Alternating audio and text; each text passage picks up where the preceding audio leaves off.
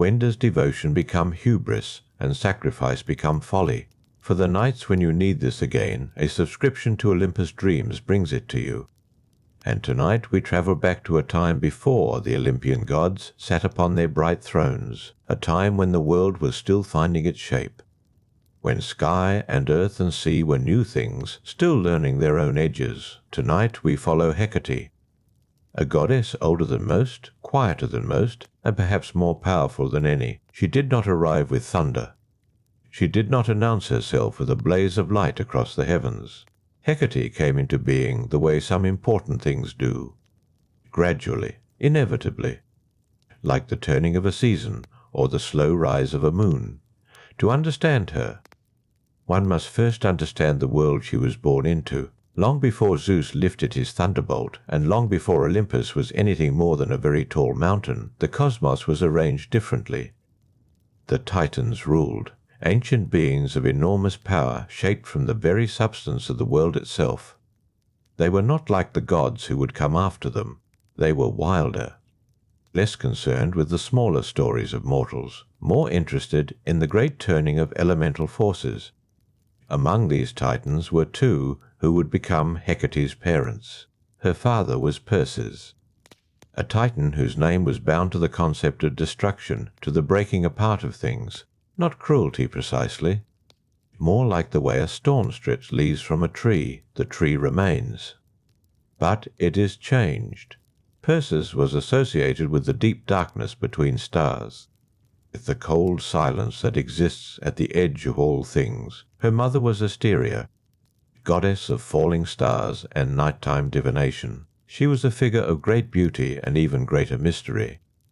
Ancient texts describe Asteria as one who could read the language of the sky, who understood the patterns traced by shooting stars as they fell from heaven toward the sea.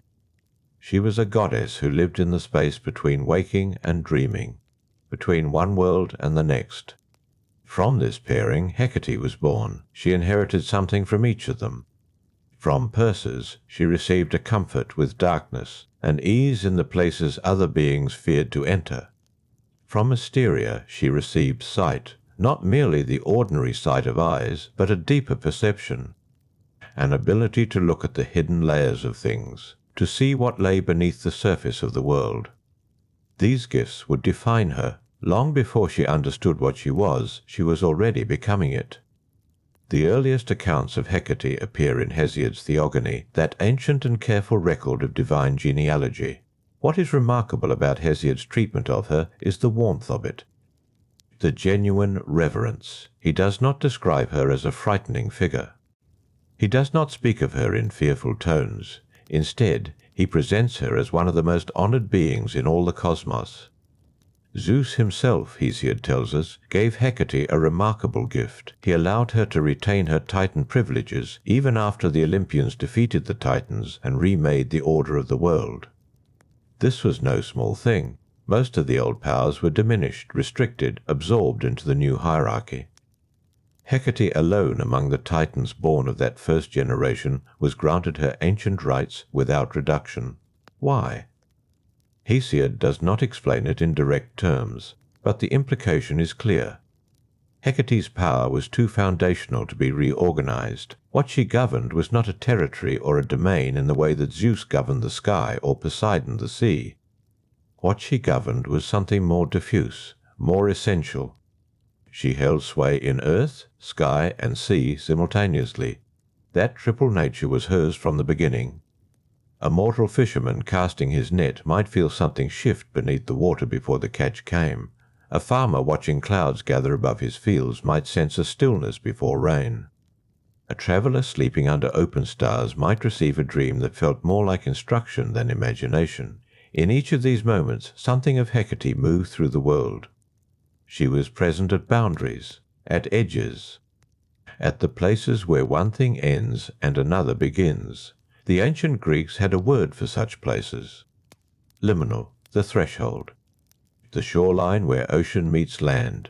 The hour just before dawn, when night has not yet released its hold. The last breath of autumn before winter asserts itself. These were Hecate's territories, not because she ruled them with force, but because she belonged to them. She was native to the in-between. Her torches appear in almost every ancient depiction of her, two flames held in her hands, illuminating the darkness not by erasing it, but by making it navigable. The torches are important. They do not suggest that darkness itself is dangerous. They suggest instead that darkness is a place one can move through if one knows the way. Hecate knew the way. She had always known the way, and this is where her story truly begins.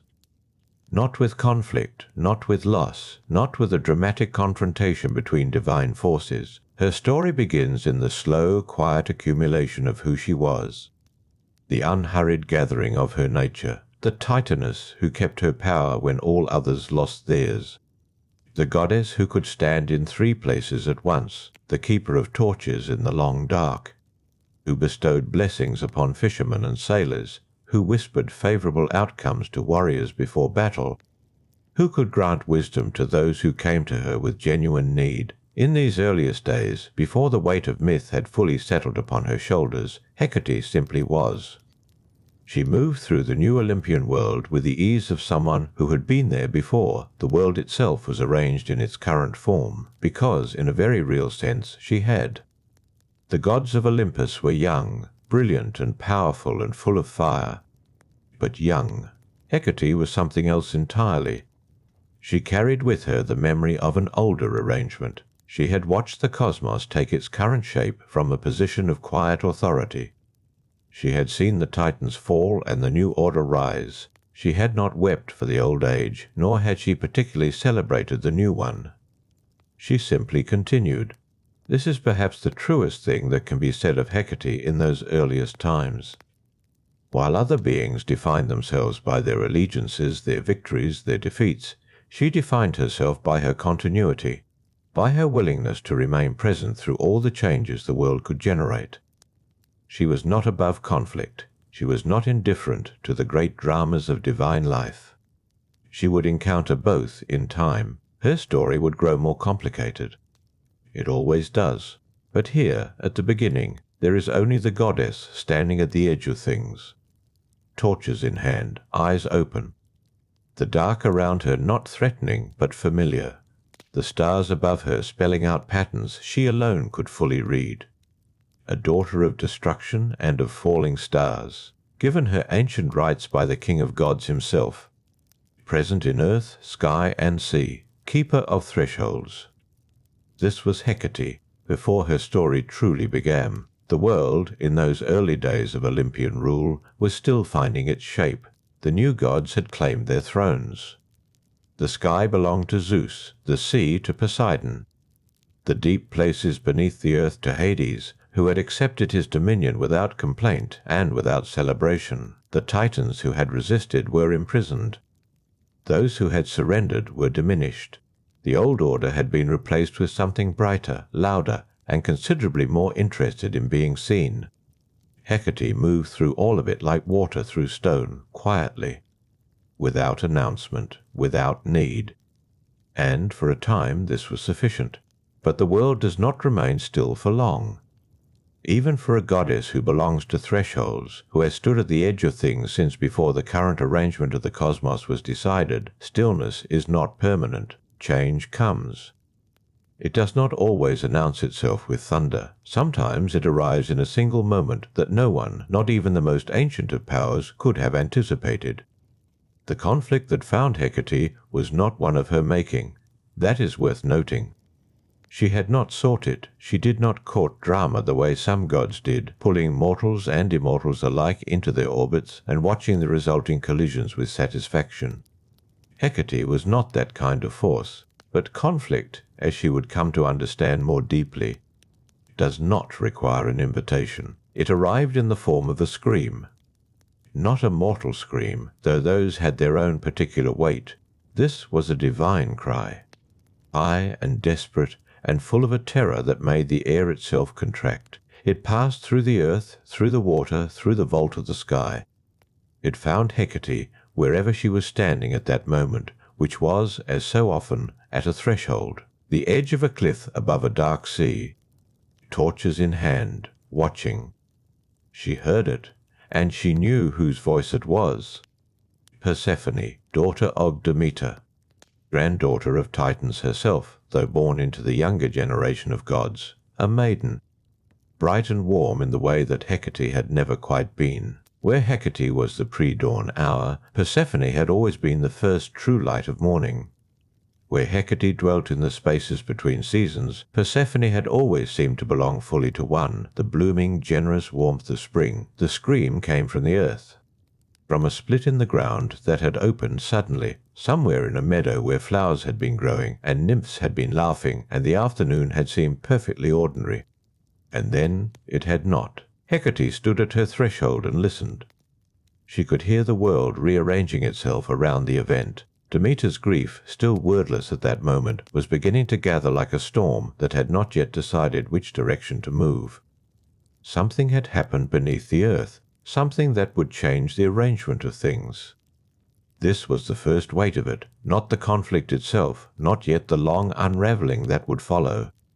Just this, the moment of knowing, the recognition that a scream had passed through all three realms simultaneously, through earth and sea and sky, and that Hecate, who held sway in all three, could not have missed it even if she had wanted to. She had not wanted to miss it, but knowing and understanding are different things. And even Hecate, with her deep hidden layer sight, inherited from her mother Asteria, could not see clearly into what had just occurred. She had heard the cry. She knew it came from underground. She sensed the shape of what had happened without being able to name all its details. This was the particular difficulty of her nature. She stood at boundaries. She could see both sides, but the seeing was not always precise. It was not the sharp, certain vision of a god who commands a single domain and knows every inch of it. It was something more diffuse, more atmospheric. Like the knowledge a traveller gains when they arrive at a crossroads. They can see each road leading away from the centre point, but they cannot see what lies around the next bend of any of them. Hecate turned from the cliff's edge. The torches in her hands cast their familiar light across the dark ground. She had two choices, as she often did. She could remain where she was, watching, waiting for clarity to come to her in its own time. Or she could move toward the source of what she had heard, toward the grief that was already beginning to spread outward from Demeter like cold air from an opening door. Neither choice was simple. If she remained still, she risked the clarity never coming. The world was changing. She could feel it in the specific way she felt things, not through her skin exactly, but through the quality of the spaces around her. The liminal places she inhabited were shifting. The threshold between the upper world and the lower was altered. Something had passed through it that was not supposed to pass through it this way. If she moved toward the grief, she risked becoming part of what was unfolding. And Hecate had spent considerable time existing at the edges of events rather than at their centres. There was a reason for that. When a goddess with power in all three realms inserts herself into a conflict, the conflict tends to grow larger, more complicated, more difficult to resolve. She stood between these two options for a long moment. The dark sea below the cliff moved steadily. The stars above were very clear. The hour was somewhere in the deepest part of night, when even the most stubborn fires of the upper world had burned down to coals. This was Hecate's hour, the hour she knew best, and in this hour she made her choice. Not with thunder, not with any visible sign of decision. She simply began to walk, away from the cliff, toward the place where the scream had originated. Her torches moved with her, illuminating the path ahead without making the dark retreat entirely. The dark never retreated from Hecate. It simply reorganized itself around her presence.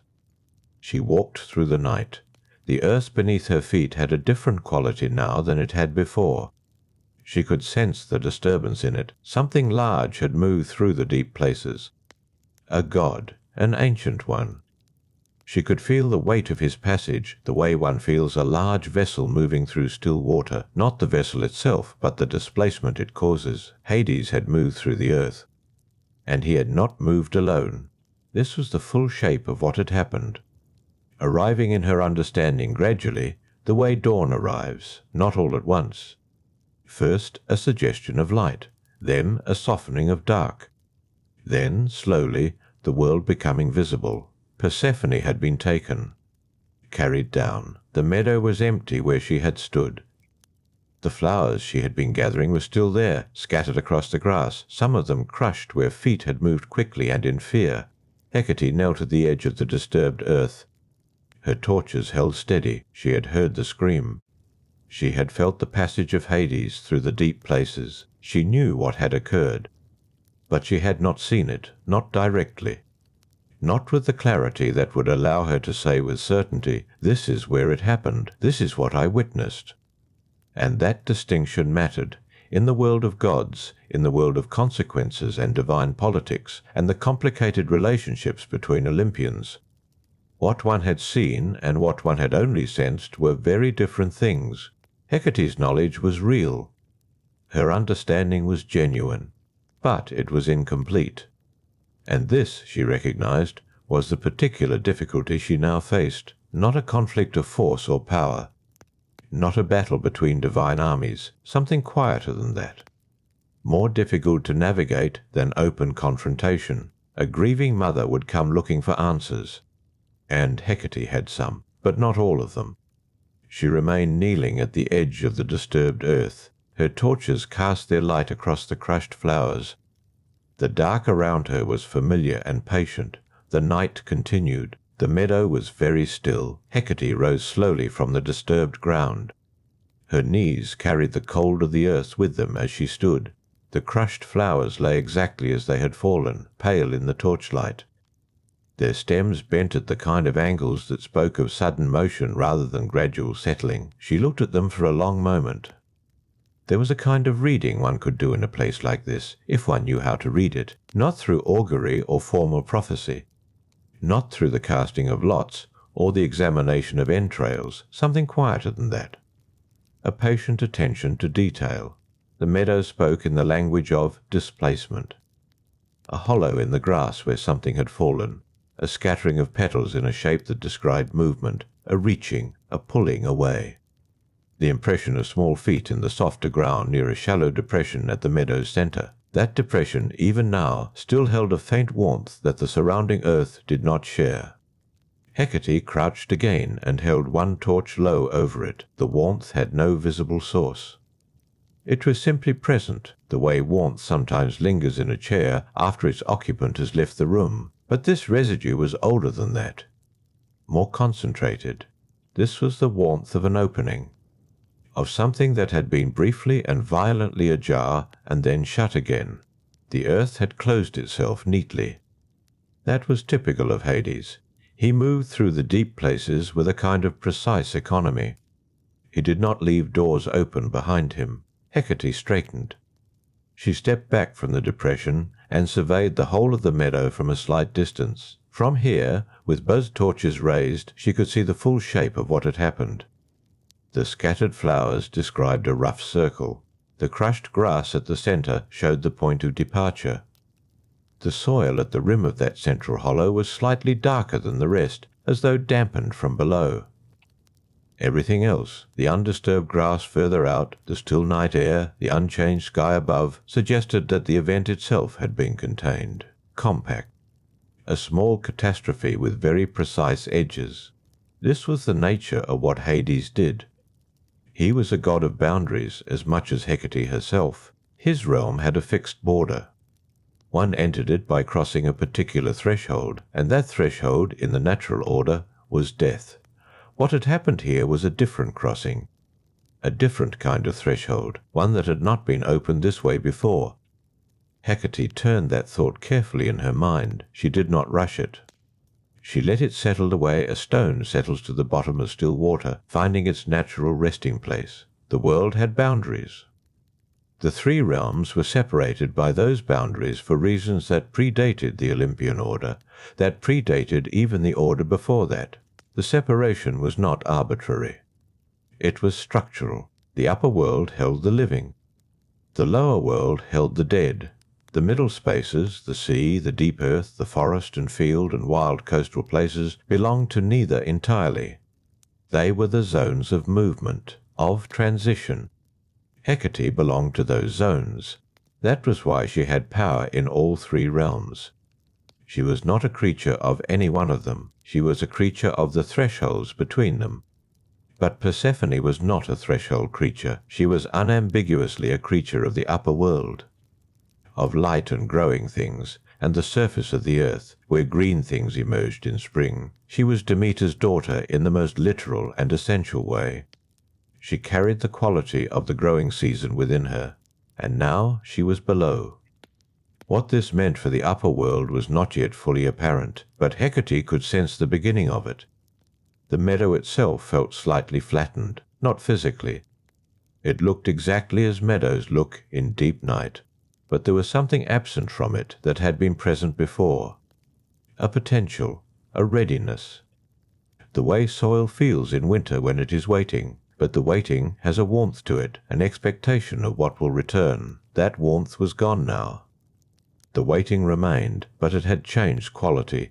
It felt less like expectation and more like uncertainty. Hecate stood in this changed meadow and understood something about her own position in what was unfolding. She was a witness of a particular kind. She had arrived after the fact. She had read the evidence. She understood the event with a clarity that few others would possess, because few others had her particular attention to the language of thresholds and the movements of ancient gods through the deep places. But she had not seen it happen, and Demeter, when she came, would want to know what Hecate had seen, not what Hecate had inferred, not what Hecate had sensed, what Hecate had seen with her own eyes, in the way that gods speak of seeing when they mean certainty rather than impression. The distinction would matter enormously. Hecate walked the perimeter of the meadow slowly, her torches held at a consistent height. She was not searching for additional evidence. She had gathered what there was to gather. This walking was something else. A kind of deliberate attention, a marking of the space. She did this sometimes in places where significant things had occurred. It was not a ritual in any formal sense. No words accompanied it, no specific intention. It was simply a presence extended into a place, a way of holding the memory of what had occurred here in the particular quality of attention that Hecate brought to the threshold spaces she inhabited. The meadow accepted this quietly.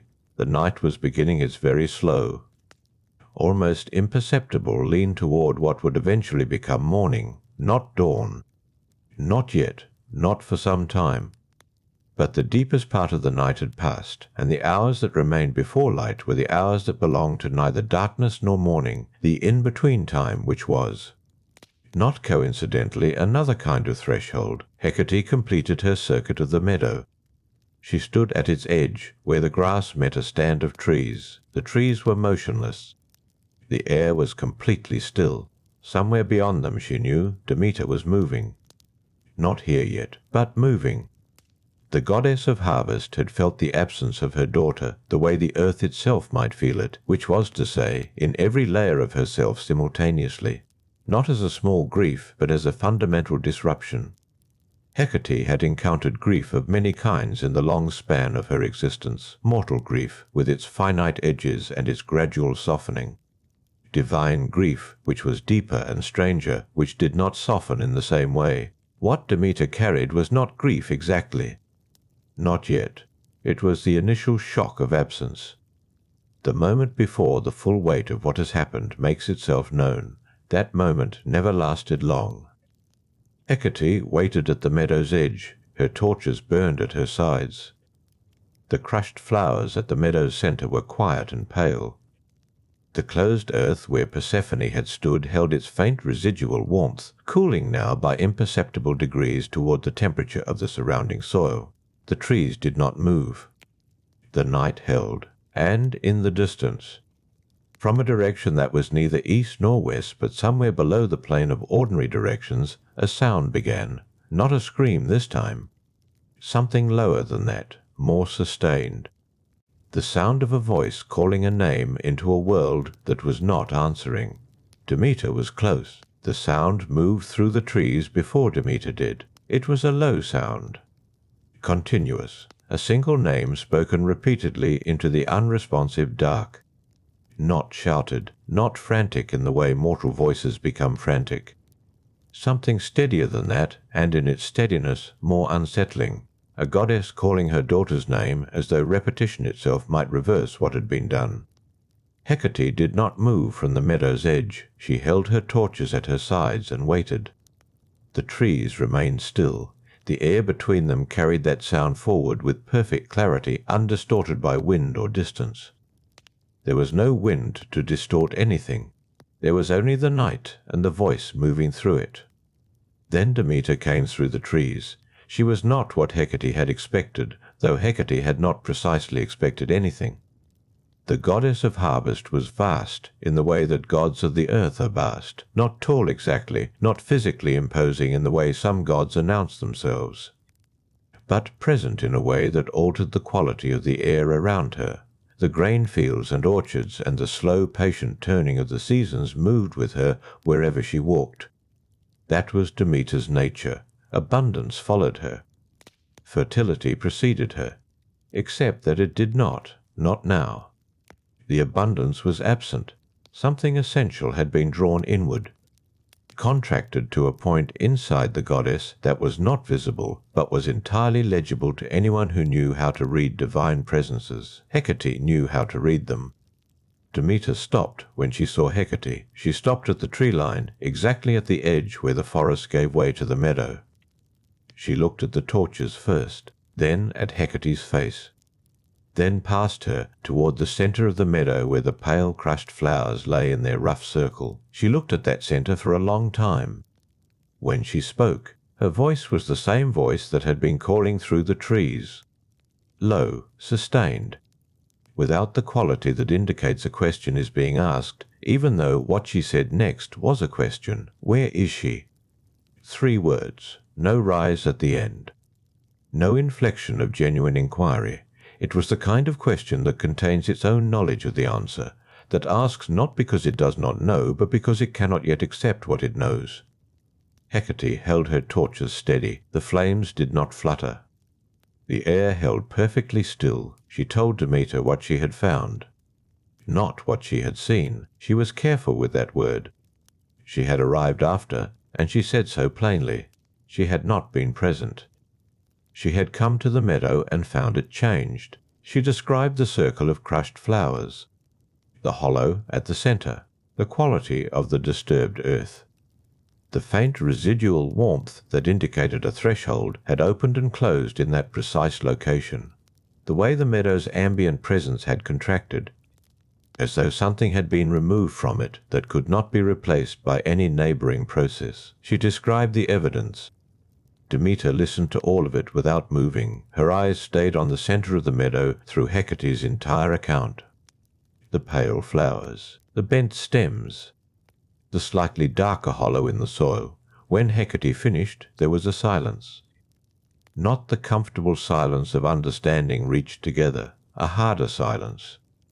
The silence of 2 different kinds of knowledge, meeting each other and finding that they do not align in the way that would be most useful. Demeter turned to face her fully. Her expression was not what Hecate would have called grief, not yet. It was something more immediate than grief, more sharp at the edges. You did not see it, Demeter said. No, Hecate said. I did not see it. You cannot tell me who took her. That word, who, landed with a particular weight. Hecate understood it. Demeter was not asking whether something had occurred. She could read the meadow as clearly as Hecate could, perhaps more clearly. A goddess whose domain was the fertility of the earth would feel the absence of Persephone in the soil itself, in the roots of the grass beneath their feet, in the way the flowers lay, without the particular quality of careless accident, and held instead the exact configuration of force applied from below and directed downward. Demeter already knew something had taken her daughter underground.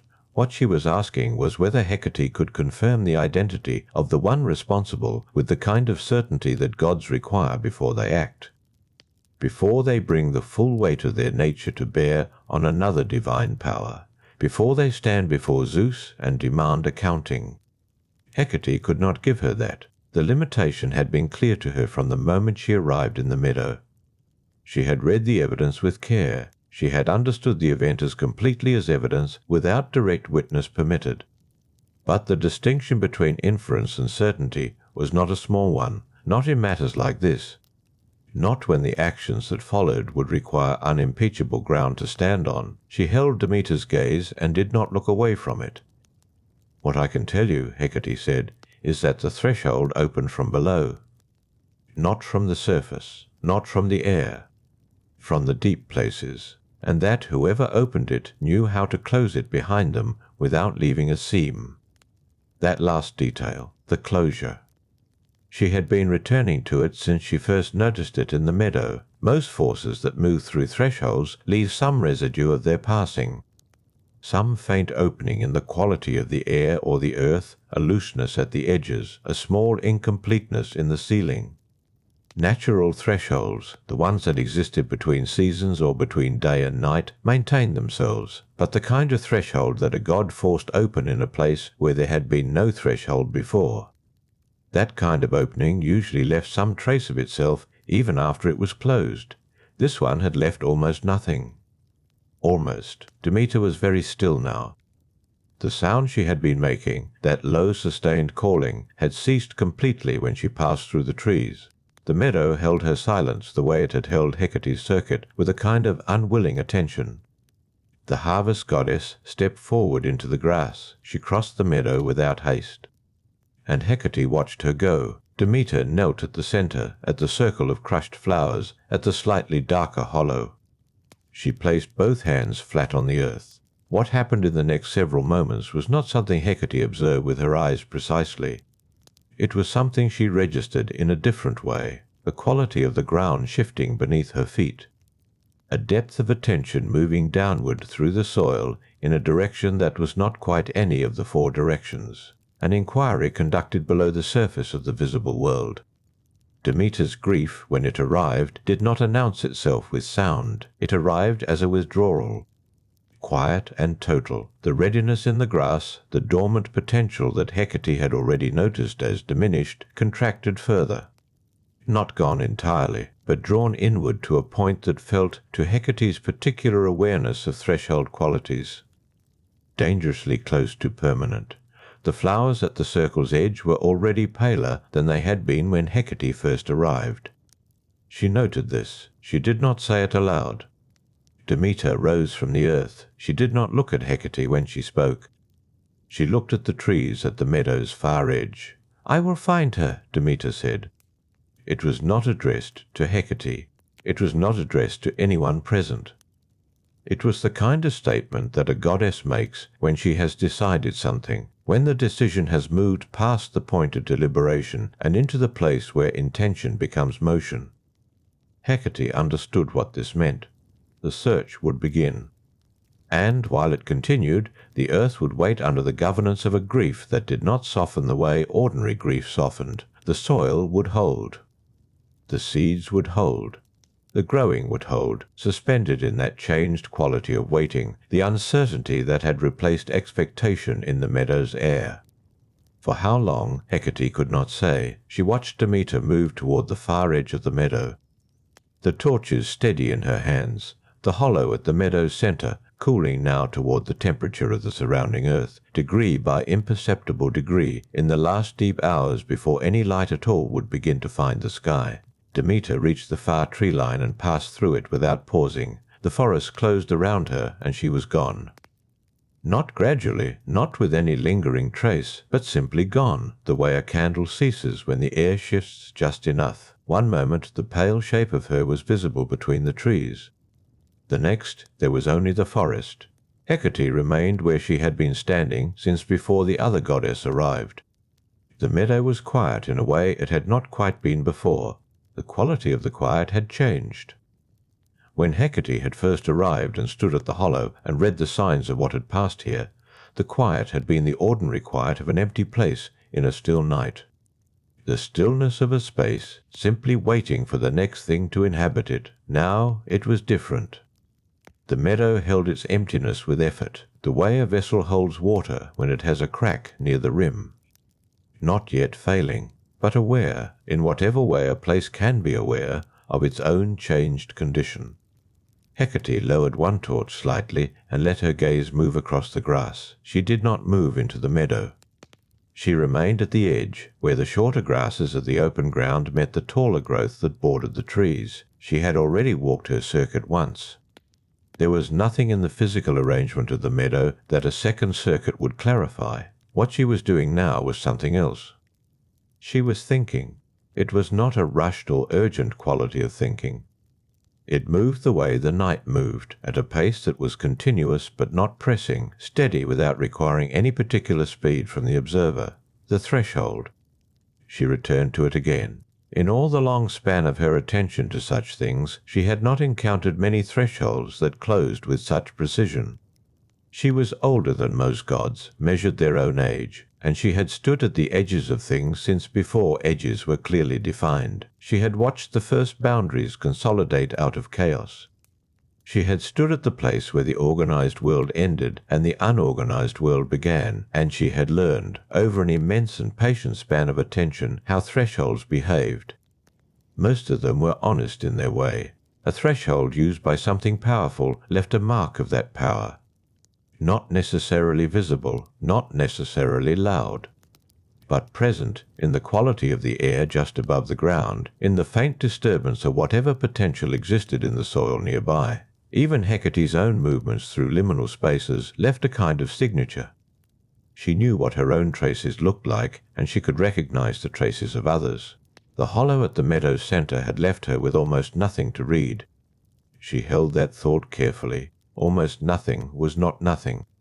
She had been precise with Demeter because precision was the only honest offering she had. There had been something.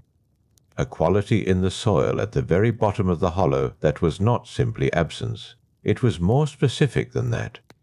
It had the feeling of a depth that continued in a direction the eye could not follow. Straight down. Past the ordinary depth of soil, past root. Past stone, past the kind of dark that was simply the absence of surface light. That direction, that particular downward continuation. She was not prepared to say more than that, not yet. The torch in her right hand held its flame without movement. The air had not stirred since she arrived. Nothing moved in the trees at the meadow's edge. No creature had passed through the grass since Demeter walked across it, and the crushed pattern of the other goddess's steps was already, very slowly, beginning to settle. The bent grass recovering by the smallest increments, or what would have been recovering, in a meadow where recovery was still a quality the earth could offer. Hecate watched the pale flowers at the circle's centre. They had not grown paler in the short span since Demeter left. But they had not improved either. They held their diminished colour with the patience of things that did not know they were diminished, that had not yet received any information telling them what condition they were in. There was something very specific about that kind of not knowing. Hecate had always found it particular, the interval between when a thing changed and when the thing itself registered the change. That narrow duration of stillness between an event and its full consequence arriving. The meadow existed in that interval now. Demeter had gone to search. The earth, not yet fully knowing what the search meant or how long it would take, continued in its current state. The seeds that should have been quickening in the soil below sat suspended in the same tension Hecate had noticed when she first read the hollow, patient in their dark places. Not advancing, not retreating, simply holding. She thought about Persephone not with any urgency, but with the quality of attention she gave to any matter she could not fully resolve from the available evidence. She had not known the girl well. The daughter of Demeter moved through the upper world with a carelessness that Hecate recognized as the particular carelessness of a being who had not yet encountered a real boundary. Someone who had been protected so thoroughly from the existence of thresholds that the threshold itself had seemed to her, if it had seemed anything at all in that last impossible moment, simply astonishing rather than terrible. Hecate did not know if that was mercy or the opposite. She thought it might be both, as many things were. The darkness of the meadow was its deepest now. The particular quality of the last hours before any change begins to show itself in the sky, not the darkness of early night, which still carries the memory of light in its texture. This was older than that, more settled. The darkness that exists at the lowest point of the night's arc, before it begins the long, slow movement toward what comes after. Hecate had always known this hour well. It was the hour in which she felt most completely like herself. There was a clarity to it that other hours did not quite possess. The border between night and what followed it was still very far away. Far enough that it had not yet begun to exert its particular pressure on the quality of the dark. She stood without movement and let the stillness of the meadow settle around her. The torches held their light steady against the dark, two small flames that did not waver, illuminating the immediate grass around her feet, and the lower trunks of the trees at the meadow's edge, and very little beyond that. She was not troubled by the limited reach of the light. She had never required the full illumination of a space to understand what it contained. The borders of things were often more informative than the interiors. What a threshold let through, and what it held back, and what it changed in the passing, told her more than any amount of direct observation of the thing itself. The hollow at the meadow's centre had held her attention through all of this, not because she expected it to change, but because she was not finished thinking about the almost, about what that precise, near seamless closure meant about the one who made it, about what it suggested, not as evidence, but as the beginning of a question she would carry forward from this place. She let her gaze rest on the darker patch of earth. The night held everything in its deep, unmoving quiet. And Hecate waited in it, unblinking, patient, as the hollow slowly cooled beneath its scatter of pale and fading flowers. The cooling came first, not a shift in temperature that the air carried, but something that moved through the ground itself. A settling. The hollow at the meadow's centre had been releasing its held warmth in increments so small that only sustained attention would catch them. And Hecate had been paying that kind of attention for a long time now. She noted the cooling without moving toward it. There was a quality to the way heat left a place that told her things about what had passed through it. Quick departures left, warmth that dissipated unevenly, pooling at the edges of where a body had been. Slow, deliberate passages left something more uniform, a distributed release, as if the ground had been given enough time to absorb the going before it began to forget. The hollow cooled uniformly. That was the detail she had been waiting to confirm. It changed the shape of what she understood, not what she knew. Understanding and knowing were different instruments, and she kept them separated with care. But the shape of the event had become clearer in the last interval. What descended into that hollow had not rushed. It had not been dropped. Something about the manner of the passage had been controlled, even deliberate. She remained at the meadow's edge and turned that over in the quiet. Controlled descent was not an accident of force. When something falls, it falls the way the meadow's flowers had diminished, unevenly, with the bias of an event happening to a thing rather than being executed by it.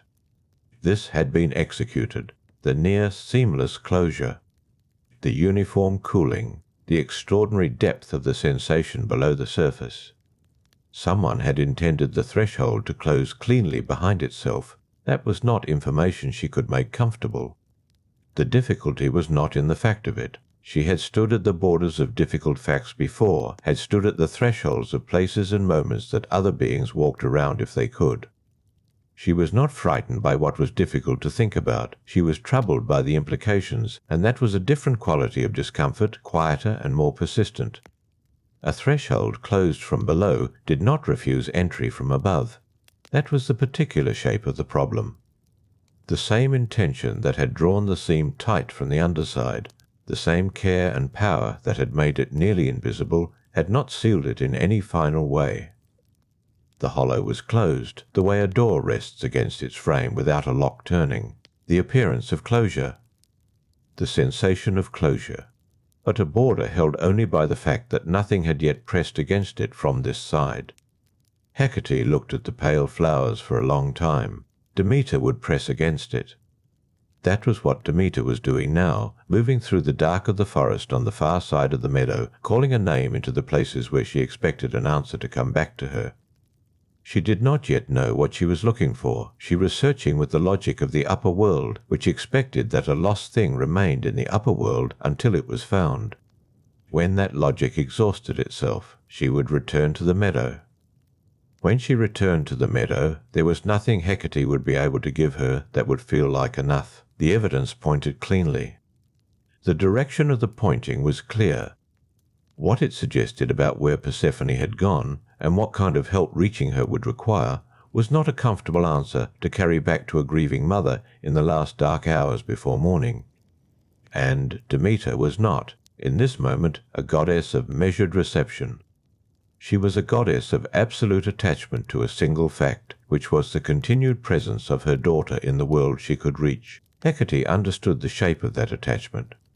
She did not share it, but she understood its architecture. There were things she had held with that quality of insistence in her long experience of existing. The difference was that her own losses had mostly been losses of position rather than losses of persons, and position could be reasoned about in ways that persons could not. Persephone was a person, a young one, with no experience of thresholds, who had reached for something beautiful and found the ground giving way beneath her feet.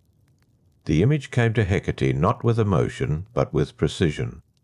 She saw it clearly in the way she saw all threshold moments, as events that had their own internal logic, their own quality of inevitability once the right conditions assembled. The narcissus, the meadow, the moment of reaching. Conditions that had been arranged with the same deliberateness that the hollow's closure suggested. That was the part that sat at the center of the difficulty. Not an accident, not a convergence of unplanned forces. An arrangement. Hecate had seen arrangements before. They had a particular texture, different from coincidence, which scattered its evidence in irregular patterns. Arrangements gathered their components too precisely for the gathering to go unremarked by anyone paying the right kind of attention. And she had been paying that attention here for long enough now that the texture was unmistakable. The hollow. The positioning of the flowers. The way the narcissus had stood, isolated at the precise distance from the tree line that would draw a figure away from the shelter of the forest edge and into the open center of the meadow. She had not noted that detail earlier because she had not yet collected all the others, but the distance was not coincidental. It was calibrated. Someone had placed Persephone exactly where the ground could open beneath her. And the ground had opened and closed behind her. And now the upper world sat in a stillness that had not yet fully understood what had changed within it. The first suggestion of change in the sky came not as light, but as the earliest softening of the dark at its highest point, not a colour. Not yet.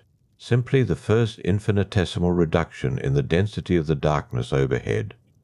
Something that would not have been visible to any perceiver who was not already looking for it. Hecate noticed it. The night had passed its lowest point. The long arc was beginning its slow reversal. And the meadow still held its strange suspended quality, the seeds still patient in their dark places, the pale flowers still neither improving nor worsening, the hollow still cooling through its last increment of stored warmth. Demeter had not returned. Hecate held both torches and waited, because Demeter would return, and what she would be carrying when she did would require someone present who could hold the weight of an answer that offered no relief. She was prepared to be that presence, not because it was pleasant to be it, but because she was the one standing here, and the threshold between what Demeter currently believed and what the evidence required her to eventually know was its own kind of boundary, her own particular domain.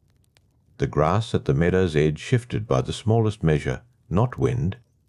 The kind of movement that came before wind, the barely perceptible change in atmospheric pressure that preceded the cooler air of early morning. Dawn was coming, still very far, but committed to its direction. And somewhere in the forest beyond the far tree line, a goddess called her daughter's name into the dark, and the dark returned nothing but the faint, insufficient sound of her own voice travelling back to her through the trees. The sound reached the meadow before Demeter did. It was not her voice. The calling had stopped some time ago, absorbed by the forest and given back as silence. What arrived first was the sound of movement through underbrush, the dry crack of a twig, the soft displacement of leaves against a divine figure walking without care for quietness. The sounds of someone who had moved past the stage of listening for a response and arrived at the stage of simply moving because standing still had become intolerable. Hecate adjusted her grip on both torches. The flames held steady in the still air, no flicker.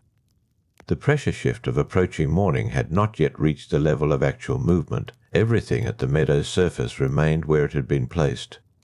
Demeter emerged from the tree line on the far side. She did not cross to the hollow immediately. She stopped at the edge of the meadow as Hecate had done, though for different reasons. Hecate had stopped to observe. Demeter stopped because the meadow's continued stillness told her, in the moment of seeing it, that it contained nothing she had been hoping to find. The distance between them was significant. The meadow held both figures at its opposite margins, the hollow at the centre between them, the pale flowers undisturbed, the narcissus still standing at its calibrated remove from the tree line. Demeter crossed the grass slowly, not with her earlier urgency.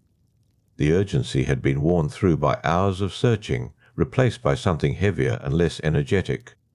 She walked toward Hecate with the steadiness of a figure who has exhausted all the directions that might have led somewhere different and arrived at the only one remaining. Hecate waited. When Demeter was close enough for the torchlight to reach her face, Hecate read what was there. Grief had moved past its first form. The initial quality of it, sharp and refusing to settle, had given way to something that had accepted it would not resolve quickly. The eyes were the same, but the set of everything around them had changed. She had not found Persephone. She had not found any trace of where Persephone might have gone. Hecate held this knowledge quietly. Demeter looked at her. The question was not asked in words. It did not need to be. The question was in the way she stood, in the quality of her attention, in the particular way a mother's face organizes itself around the possibility that someone nearby knows something she does not. Hecate considered the threshold she was standing at, not the one at the meadow's edge. The other kind, the kind made not of ground but of information. On one side of it stood what Demeter currently held, which was grief without direction, the kind that could still move through fields and forests calling a name and believe the calling might accomplish something. On the other side stood the answer, the evidence required, the hollow at the centre of the meadow, the arrangement of the narcissus, the clean, deliberate closure from below, the authority that could command a door to open in the ground of the upper world, remain open only for the time required, and close again without a seam. There was only one name for that authority. There was only one figure in the architecture of the cosmos with dominion over what lay beneath the meadow's floor.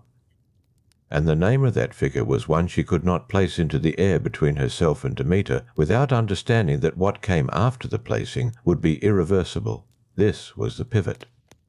This was the moment of the kind Hecate had stood at before, though never at quite this scale. She had been present at turnings. She had observed the precise instant when a situation crossed from the kind that might still return to its earlier configuration into the kind that could not. She knew the texture of that instant, the particular quality of silence it held. The meadow was very quiet. The torches burned without sound. Hecate spoke. She said what she had read from the hollow, from the flowers, from the narcissus, standing at its precise and calibrated distance. She did not soften it into uncertainty she did not have. She did not extend it into speculation beyond what the evidence supported. She gave Demeter the shape of what had happened here as clearly as the shape could be given. And she held both torches steady while she did. Demeter listened. The listening was of a quality that Hecate would not forget. It was the listening of someone who already, at some level, knew, who had perhaps known since the moment she arrived at the empty meadow and read its particular stillness. The words Hecate spoke did not create the knowledge so much as organize what was already present, pull it into a form that could be stood inside and examined. The name was spoken. Not Persephone's name, the other one. The meadow absorbed it without reaction. The pale flowers did not stir. The hollow at the centre remained as it had been, closed, patient, holding its boundary between the upper world and whatever lay beneath with the same quiet finality it had held since before Hecate arrived. The seeds were still down there in their dark places, waiting, doing what seeds do when the conditions for growing have not yet returned. Something shifted in the air between the two figures. Not the atmospheric pressure of approaching morning, though that was still present in its slow and incremental way. Something else, the specific quality of air in a space where a large decision has just been made and the space is adjusting to the weight of it. Demeter looked at the hollow. For the first time since she had returned to the meadow, she looked at it directly. Hecate watched her look, watched the way the torchlight reached the edges of the depression and failed to illuminate its center, which sat in a darkness that was not merely the absence of firelight. It was the wrong kind of darkness for simply being unlit ground. Hecate knew Demeter could read that. She was a goddess of the earth, of what grew from it and what it returned to itself in the season of cold. She understood the ground in a way that was not intellectual but constitutive. The ground was part of what she was made of, and what she was looking at in the hollow's center was a place the ground had agreed to open. Agreement required two parties. Demeter's face moved through several things Hecate did not attempt to name. Then something settled. The grief did not leave. The grief would not leave for a long time, Hecate suspected, but something organized itself within it. The formless searching collapsed into a specific direction. The calling into dark forests was over. What replaced it was quieter and, in certain respects, far more dangerous. Demeter was not a goddess of measured reception, but she was a goddess of seasons, and seasons were not frantic. Seasons were patient, inexorable, willing to withhold indefinitely in the service of a single requirement being met. The sky above the meadow had shifted again at its highest point. Still no color, still not light in any form that could be named. But the darkness was thinner than it had been, and the thinning was continuing in its slow, committed way. Hecate lowered one of the torches slightly. The gesture was small, almost nothing. A fraction of movement that adjusted the angle of firelight against the hollow's near edge without changing anything material about the meadow's appearance. Demeter saw it. She understood it for what it was, not a pointing, not a direction given from one figure to another, simply the small, precise acknowledgement of one goddess by another across the width of a meadow where something irrevocable had happened, and where the first pale suggestion of a different sky was beginning, almost imperceptibly, to make itself known above the trees. Demeter moved, not quickly, not with the urgency that had characterized her arrival at the meadow's far edge, when the grief was still unformed and the searching still had no object. This movement was different, deliberate. The weight of it was in each step, not the frantic weight of loss, but the settled weight of intention. She crossed the meadow toward the hollow. Hecate watched her come. Both torches held now at the same height again, the small asymmetry of the lowered flame corrected back to even without ceremony. The light from them reached across the meadow's surface in two directions simultaneously, illuminating the pale flowers on either side without disturbing them, touching the edges of the hollow without penetrating its center. Demeter stopped at the edge of it. She stood there for a long time. There was no ritual in what she did, no gesture that Hecate could identify as belonging to any formal practice she recognized. Demeter simply looked at the place where the ground had opened and closed again, and looked with the full attention of a goddess who understood ground the way other things understood themselves, constitutively, as part of the same substance. What she felt at that rim, Hecate could not entirely know. Even her particular range of perception had its limits, and the interior of another goddess's recognition at the edge of something this specific was one of them. But she could read the posture. The shoulders had a quality to them that Hecate associated with the moment after understanding settles. Not the tightness of resistance, not the collapse of acceptance. The particular stillness of a figure who has arrived at clarity and is now simply standing inside it, letting the full dimensions of the clarity extend in all directions. Demeter knew where her daughter was. The knowing had a shape now, a direction, a name attached to it. It also had a border. That was where the complication lived, and Hecate knew it. The border was not merely geographical, not merely the thickness of earth between the upper world and the lower. It was jurisdictional. Hades held dominion over what lay beneath. The hollow had opened by his authority and closed by it. What had passed through belonged, by the logic of that passage, to his realm in a way that had not been true before the passage occurred. This was not a problem with a simple approach. Hecate had been considering it since she first read the hollow's character and understood what had made it. The consideration had not yielded an obvious path. It had yielded instead a clear view of the obstacle's precise shape, which was not the same thing. But was not nothing either. Demeter turned from the hollow. She looked across the meadow toward Hecate. The distance between them was perhaps 30 paces, the hollow centered in that interval. The torchlight stretching from Hecate's position and failing at some point before it reached the hollow's far side. The question in Demeter's expression was not spoken. It did not need to be. Hecate understood what was being asked. Not the where, which was now established, not the what, which had also been named. The question was the one that came after those, the harder one, the one without a clean answer. What now? Hecate did not answer immediately. The pre-dawn sky continued its slow, uncommitted work above them. The thinning of the darkness was still happening, still incremental, still not yet producing anything that could be called light. The tree line stood in its unmoving ring around the meadow, the narcissus visible at its distance, the night flowers still holding their pale positions in the grass. The air remained still. Nothing moved except the torch flames, and even those moved very little, barely a tremor at the tip of each one, the small restless evidence of heat without the interference of wind. Hecate thought about the border. She thought about what she knew of Hades, which was considerable.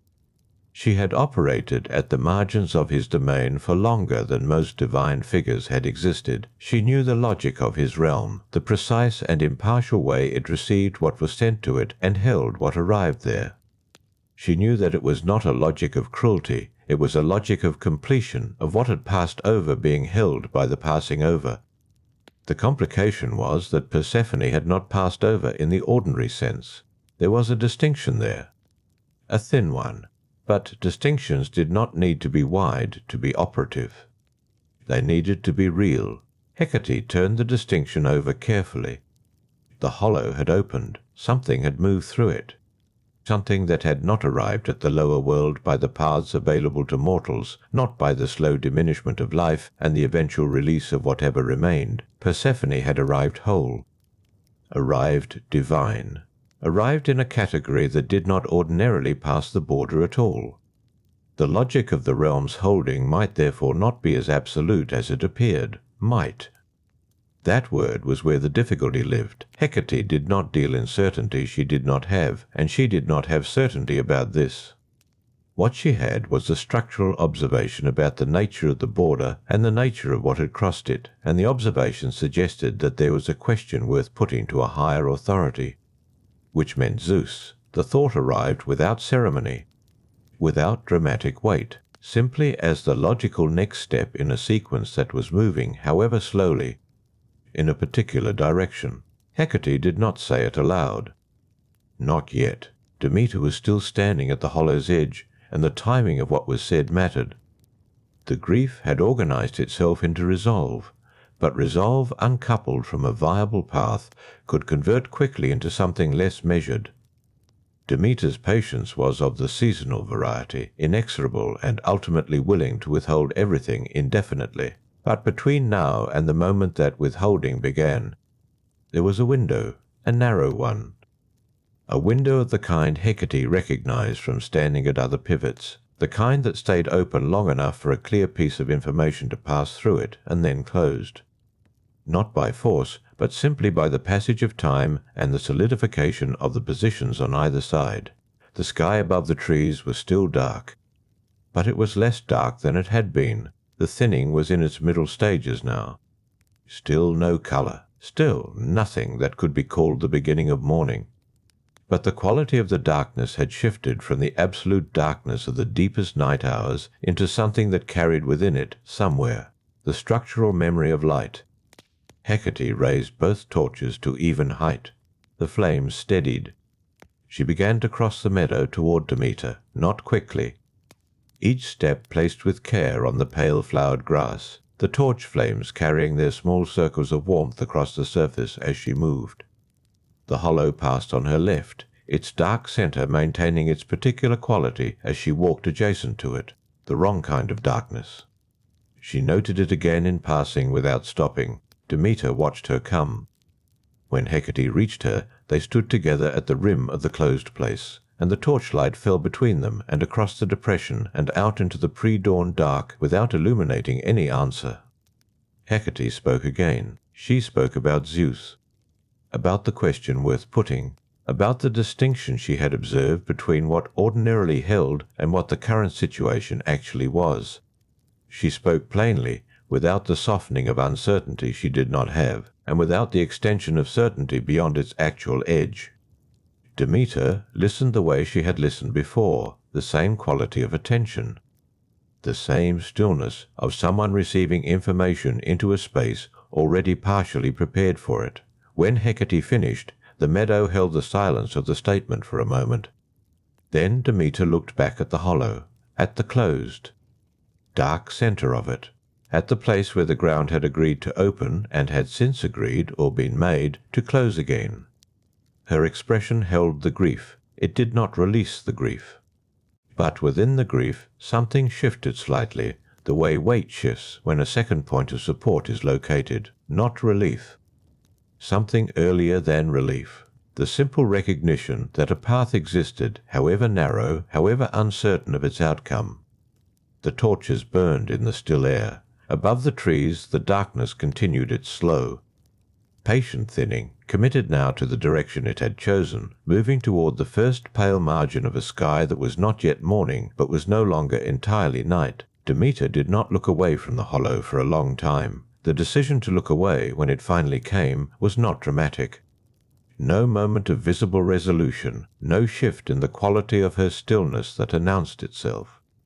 Simply the gradual reorientation of her attention from the closed ground to the wider meadow, from the place where the loss had been confirmed to the space that still surrounded her on every side. Open and traversable and leading somewhere, she looked toward the tree line. The east. Hecate watched her do it and understood. There was a way that figures oriented themselves toward the direction of an intention before the intention had fully formed into speech or action, a preliminary alignment. The body knowing before the words arrived to carry the knowing outward, Demeter was pointing herself toward the next thing even now. Hecate lowered the torches slightly, not extinguishing them, but bringing them to a more resting height. The flames accommodated the change without complaint. The light they cast settled into a quieter register, less immediate, less directed. The meadow accepted the adjustment. A memory came to Hecate then. Not summoned, not sought. Memories arrived this way sometimes, unbidden, during the intervals between one kind of attention and the next. The mind, released briefly from its forward-facing work, turned and found something waiting behind it. She let it come. It was not a recent memory. It was old, old enough that the world it belonged to had a different quality than the world standing around her now, a different texture to the dark, a different relationship between divine figures and the ground they occupied. Not older than her, nothing was older than her in the way she herself measured time, but old enough to feel. When it surfaced, like touching stone that had been lying in cold water for centuries, she had stood at a threshold before. Not this one, a different one, in a different configuration of grief and uncertainty. Another goddess, not Demeter, standing at a loss that had also recently received its full name. Another hollow, not in a meadow but in the side of a mountain.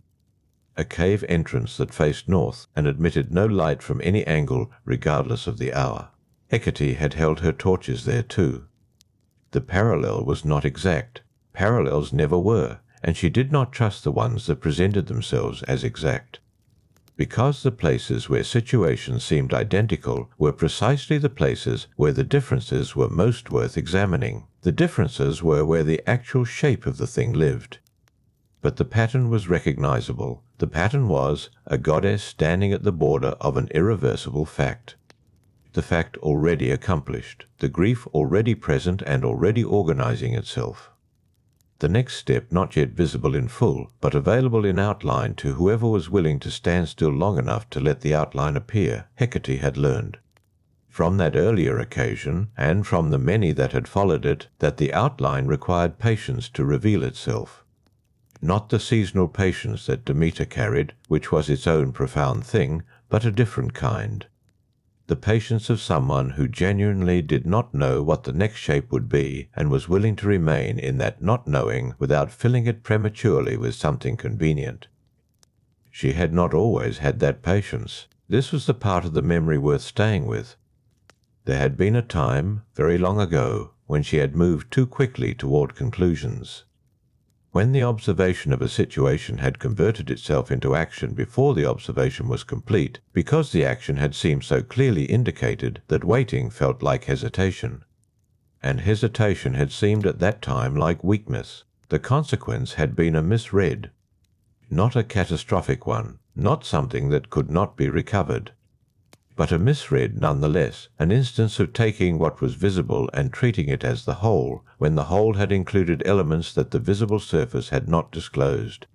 She had stood in the aftermath of that misread and examined it with the same careful attention she gave to everything else that required understanding. And what she had found, when she looked without flinching, was the specific point at which the patience had failed, the exact moment when she had stopped observing and started concluding. The interval between those two things. That interval was what she had learned to protect. It was why she did not speak until the speaking had been preceded by enough observation to have earned its own ground. It was why she had waited at the hollow's edge through the long, dark, middle hours of the night, holding both torches at even height, not rushing toward the naming of what she saw until the naming was ready to be accurate. And it was why, even now, with Zeus named and the path outlined, and Demeter's posture beginning its slow reorientation toward the east, she did not press forward, did not move toward the next thing before the present thing had been properly closed. The meadow was still. Demeter had turned now, her full body aligned with the eastern margin of the tree line, where the sky, when it finally yielded, would begin to change color. The grief in her posture was not gone. It occupied the same space it had occupied since she arrived at the meadow.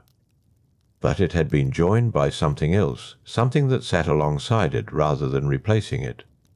The two things coexisted. That was enough for a beginning. Hecate brought the torches back to their even height. The flames rose slightly with the adjustment, pulled upward by their own nature, finding their proper place again without being told. A small thing. The kind of small thing that the night was full of, if you remained attentive to it. The darkness above the eastern trees had shifted, not to color, not yet, but the quality of it had changed in a way that was no longer purely hypothetical. Something at the far edge of the sky was beginning to press against the dark from the other side, not breaking through. Not yet, simply making its presence known by the way the dark near it was no longer quite as absolute as the dark further away, the implication of mourning. Not mourning itself, its implication. Hecate knew the difference. She had stood at enough dawns to know that the implication arrived long before the thing itself, and that the implication was its own kind of fact. Not to be confused with the fulfillment of it, but not to be dismissed either. The implication meant that the direction was established. The direction meant that what came next was not arbitrary, not random, not subject to reversal by the simple passage of time. Some directions, once begun, continued. The pre-dawn light continued. Demeter stood facing it, and Hecate stood beside her, both torches steady. The flames moving only as much as their own heat required, a small and consistent motion, nearly but not quite still, in the air of the meadow that held everything gently and without any particular preference for how it resolved. The narcissus blooms were pale at their distance. The night flowers near her feet held their quiet positions. The hollow lay behind them both, closed and dark and keeping what it kept. The quality of Demeter's stillness had changed. Hecate noticed it the way she noticed most things in the dark, not through a single observation, but through the accumulation of small ones. The angle of Demeter's shoulders, The way her hands, which had been held close and tight against her body for much of the night, had now released slightly downward. The breath, which earlier had carried the irregular rhythm of grief barely contained, moving now in longer intervals, not resolved. Not healed, nothing so simple as either of those. But the body, even a divine body, responded to direction, and Demeter had found a direction. It was the east. It was the implication pressing against the far edge of the sky. It was the knowledge that Zeus had given Persephone away, and that this knowledge, however brutal, was at least a shape, a known thing. A wall to push against, rather than an open void to fall through indefinitely. Hecate understood the value of a wall. The grief would press against it.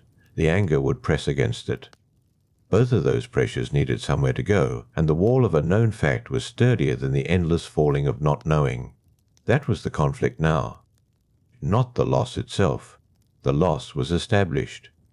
The conflict was what came after the naming of it. Demeter would go to Zeus. Hecate understood this without needing to be told. She had watched enough situations converge toward their inevitable pressure points to recognize when one was forming.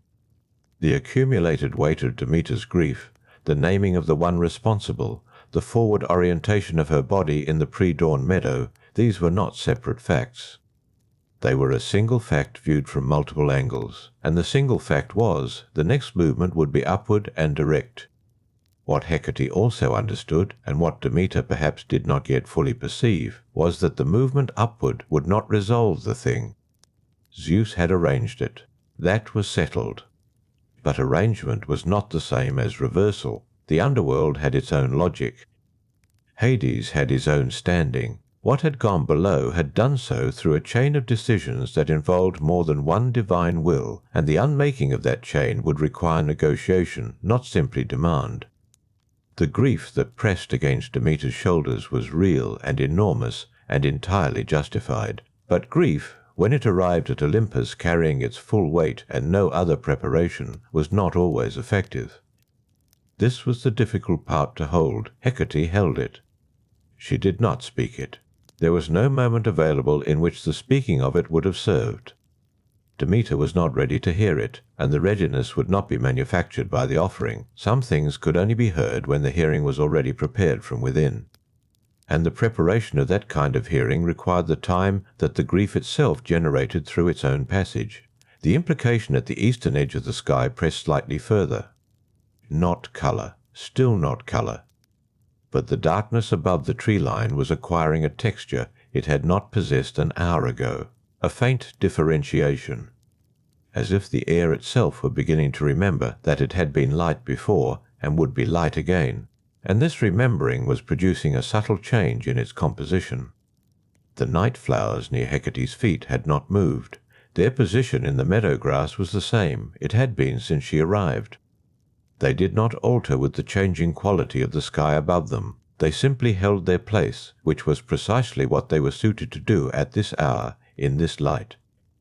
In this meadow where two figures stood with their separate and overlapping concerns and said nothing while the dark above them very slowly began its transformation. A distance off, the narcissus blooms caught nothing of the shift yet. They remained pale against the darker grass, each one a small and exact fact in the meadow's geography. They had not been responsible for what happened. They had only been beautiful, and the beauty had served another purpose, one they had not chosen and could not have refused.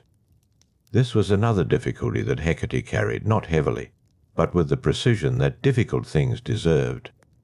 The difference between complicity and instrumentality was not always legible from the outside. She had moved in the space between those two designations often enough to understand their separate textures.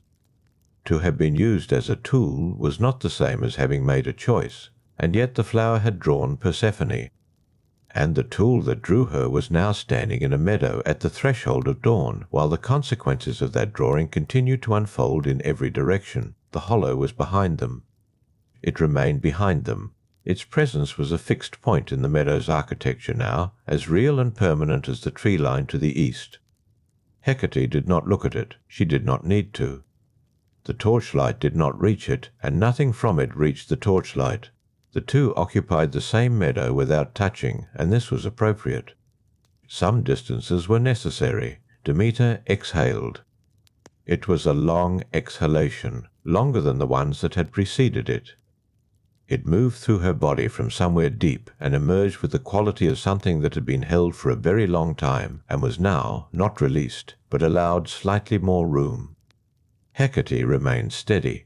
The flames on both torches moved fractionally with the faint shift of air that accompanied the exhalation, leaned a degree or two, and then returned to their upright position. They were responsive instruments. They recorded the atmosphere without being disrupted by it. This was their particular competence. The challenge that lay ahead was not one that Hecate could resolve on Demeter's behalf. She had stood beside situations before that were similarly structured, where the next action was clear, but the outcome of the next action was far from certain. Where the most honest thing that could be said was, "This will not be easy, and the ease will not arrive simply because the grief is genuine." Genuine grief did not automatically command results.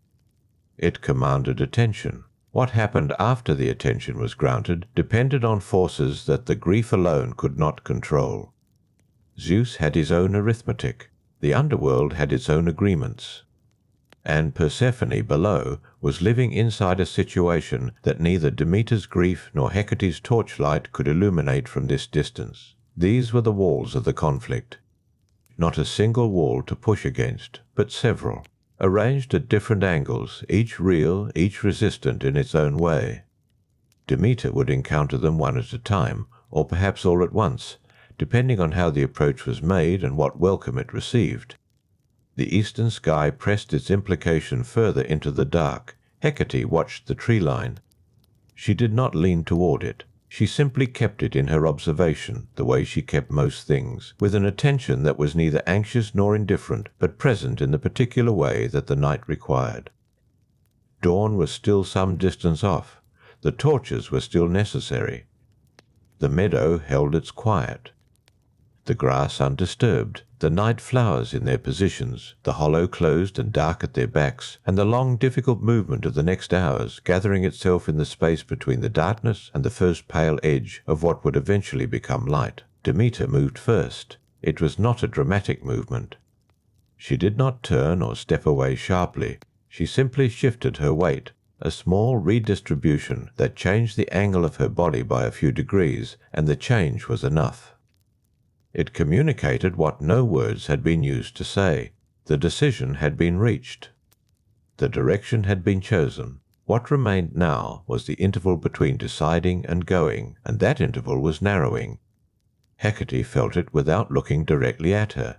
Peripheral awareness was one of the older skills. It had developed not through effort, but through years of standing at edges where full attention was dangerous and partial attention was insufficient.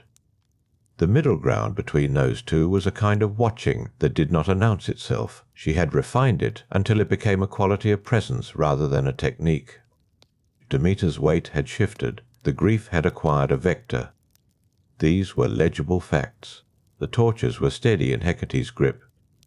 The flames pointed upward without deviation. There was no wind yet, only the faintest suggestion that air was moving somewhere beyond the meadow's perimeter.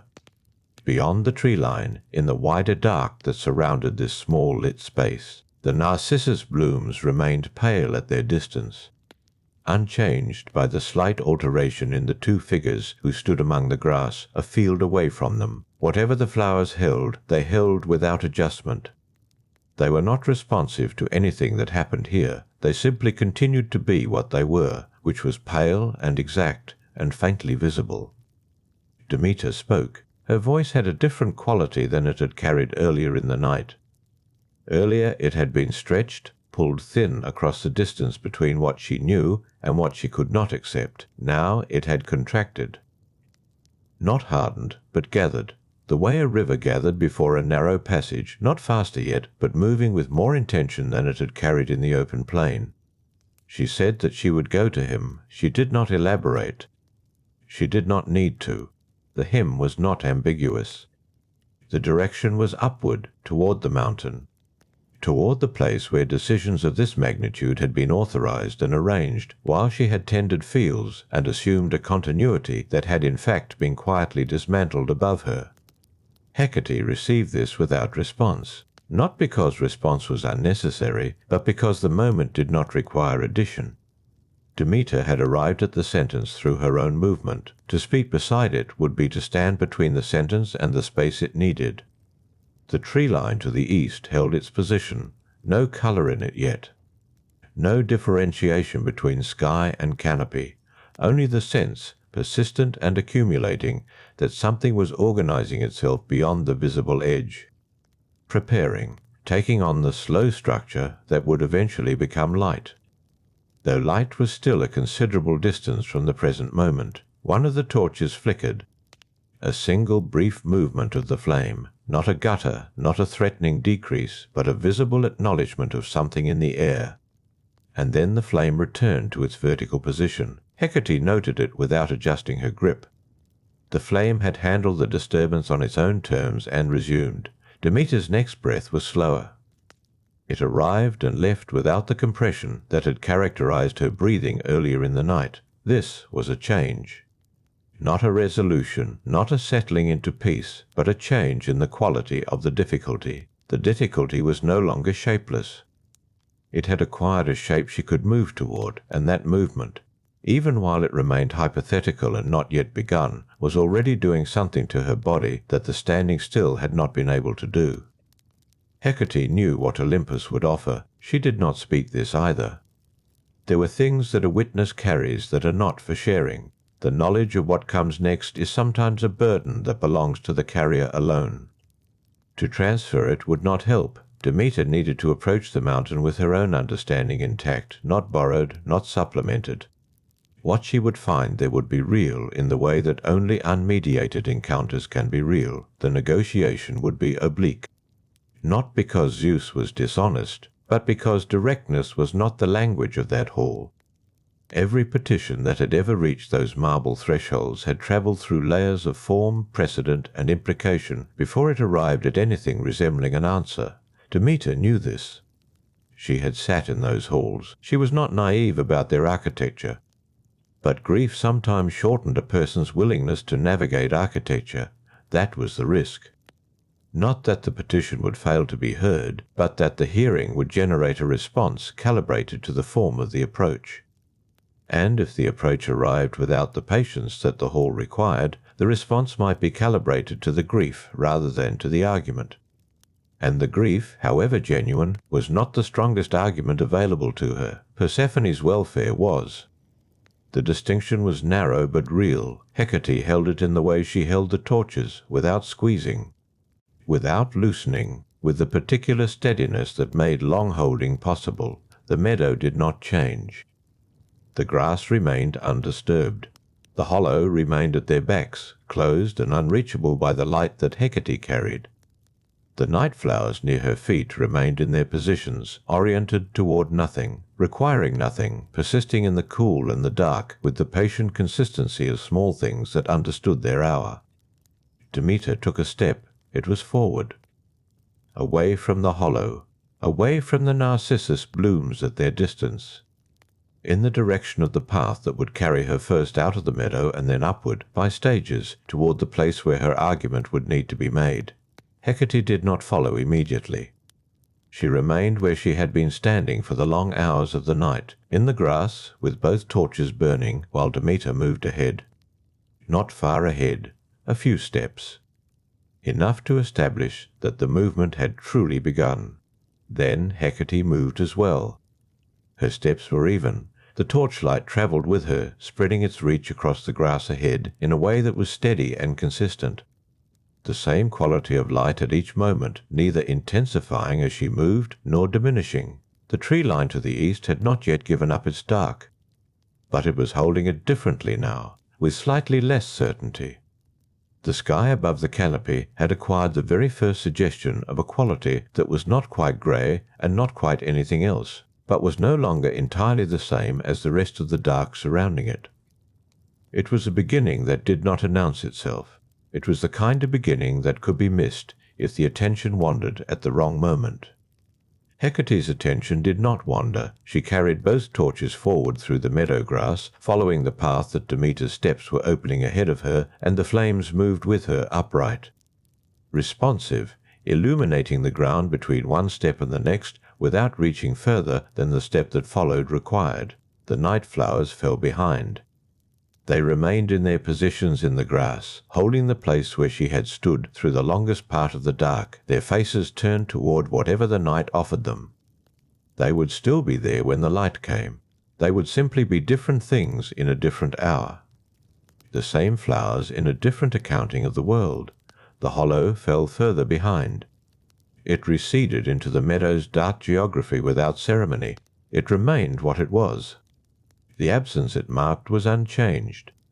But the two figures who had kept it company through the small hours of the night were moving away from it now, forward, outward, toward the next passage of a long and unfinished matter. Ahead, the first birds were silent. Not yet.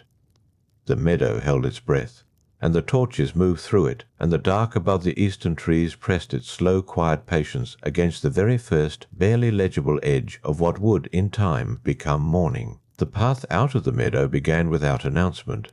There was no gate, no marker, no particular place where the grass gave way to something else. The ground simply changed its character in small increments, the way most important changes happen, through accumulation rather than event. The blades grew shorter. The soil beneath firmed slightly.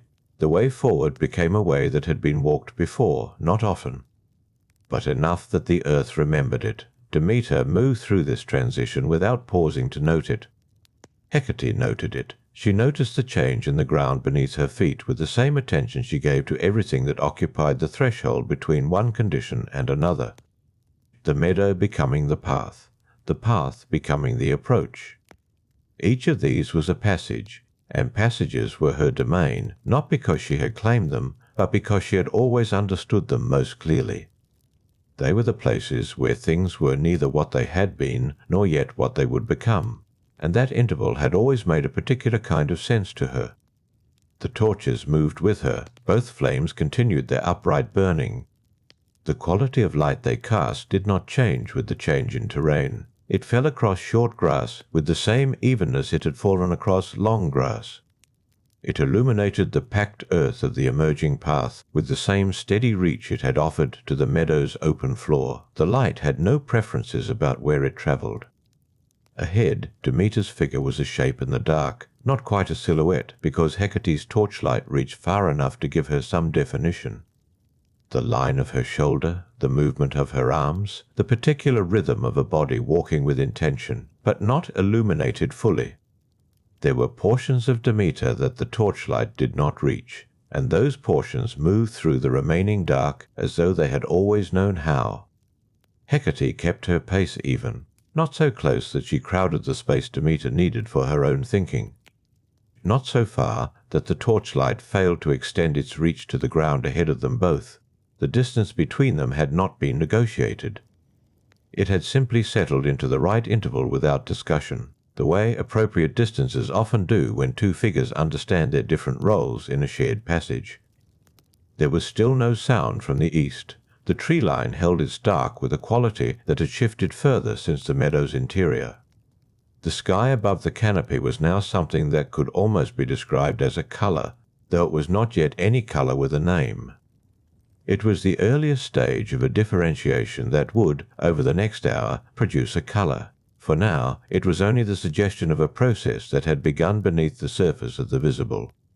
Hecate was familiar with such suggestions. She had spent considerable time in the hours that existed before their qualities became legible to ordinary perception. The pre-colours of a sky before dawn, the pre-sounds of a world before the birds agreed to begin, the pre-warmth of an air that would, in some time, carry something other than the night's particular coolness. These were the conditions of the threshold, and she moved through them without resistance. Her attention moved, as it sometimes did during long quiet passages, toward the knowledge she carried, not toward its content. She did not revisit what she knew about the outcome of Demeter's approach to Olympus. Revisiting it would not change it, and dwelling on it would serve no one. What she turned her attention toward instead was the weight of it. the particular quality of holding knowledge that belonged to the future of someone walking just ahead of you. It was not a heavy weight. That was the thing she had learned. Over the many ages she had spent as a figure who carried more than she disclosed. The anticipation of it was heavier than the carrying.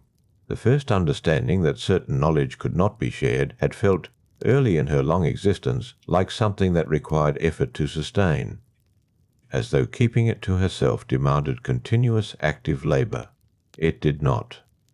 The carrying had become what it was, a simple condition of her presence in a given moment. She knew things, she did not speak all of them. The two facts coexisted without friction, without the grinding work of suppression. The knowledge rested in the same way that the torchlight rested in the flame, present, available. Neither pushed nor released, simply held in the manner appropriate to it. Demeter's footsteps were soft in the packed earth. Hecate could hear them with the same clarity. She heard the faint air movement at the meadow's perimeter, which had not grown stronger, but which had not quite disappeared either. It was still there, a breath of something that existed beyond the stillness, patient enough to wait until the stillness decided it was done. The narcissus blooms were no longer visible. They had fallen behind at some point in the crossing of the meadow, their pale faces lost to the distance and the dark. They remained where they were. The absence they marked had not travelled with Hecate and Demeter. It stayed at the place where it had first made itself known, fixed to the geography of that night, attached to a specific piece of ground that would carry its association long after the flowers themselves had finished their season. Hecate did not look back.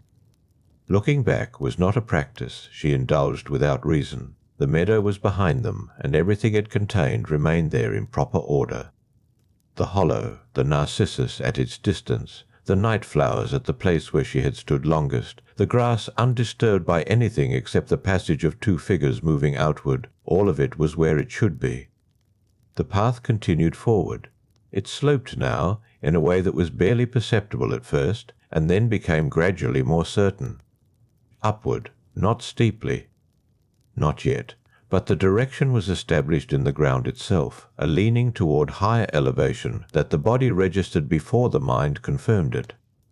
The muscles made their quiet adjustment and continued. Hecate's adjustment was the same as Demeter's. The torches rose with her as the path rose beneath her feet. The flames continued their unhurried burning. The light continued its even distribution across the ground ahead.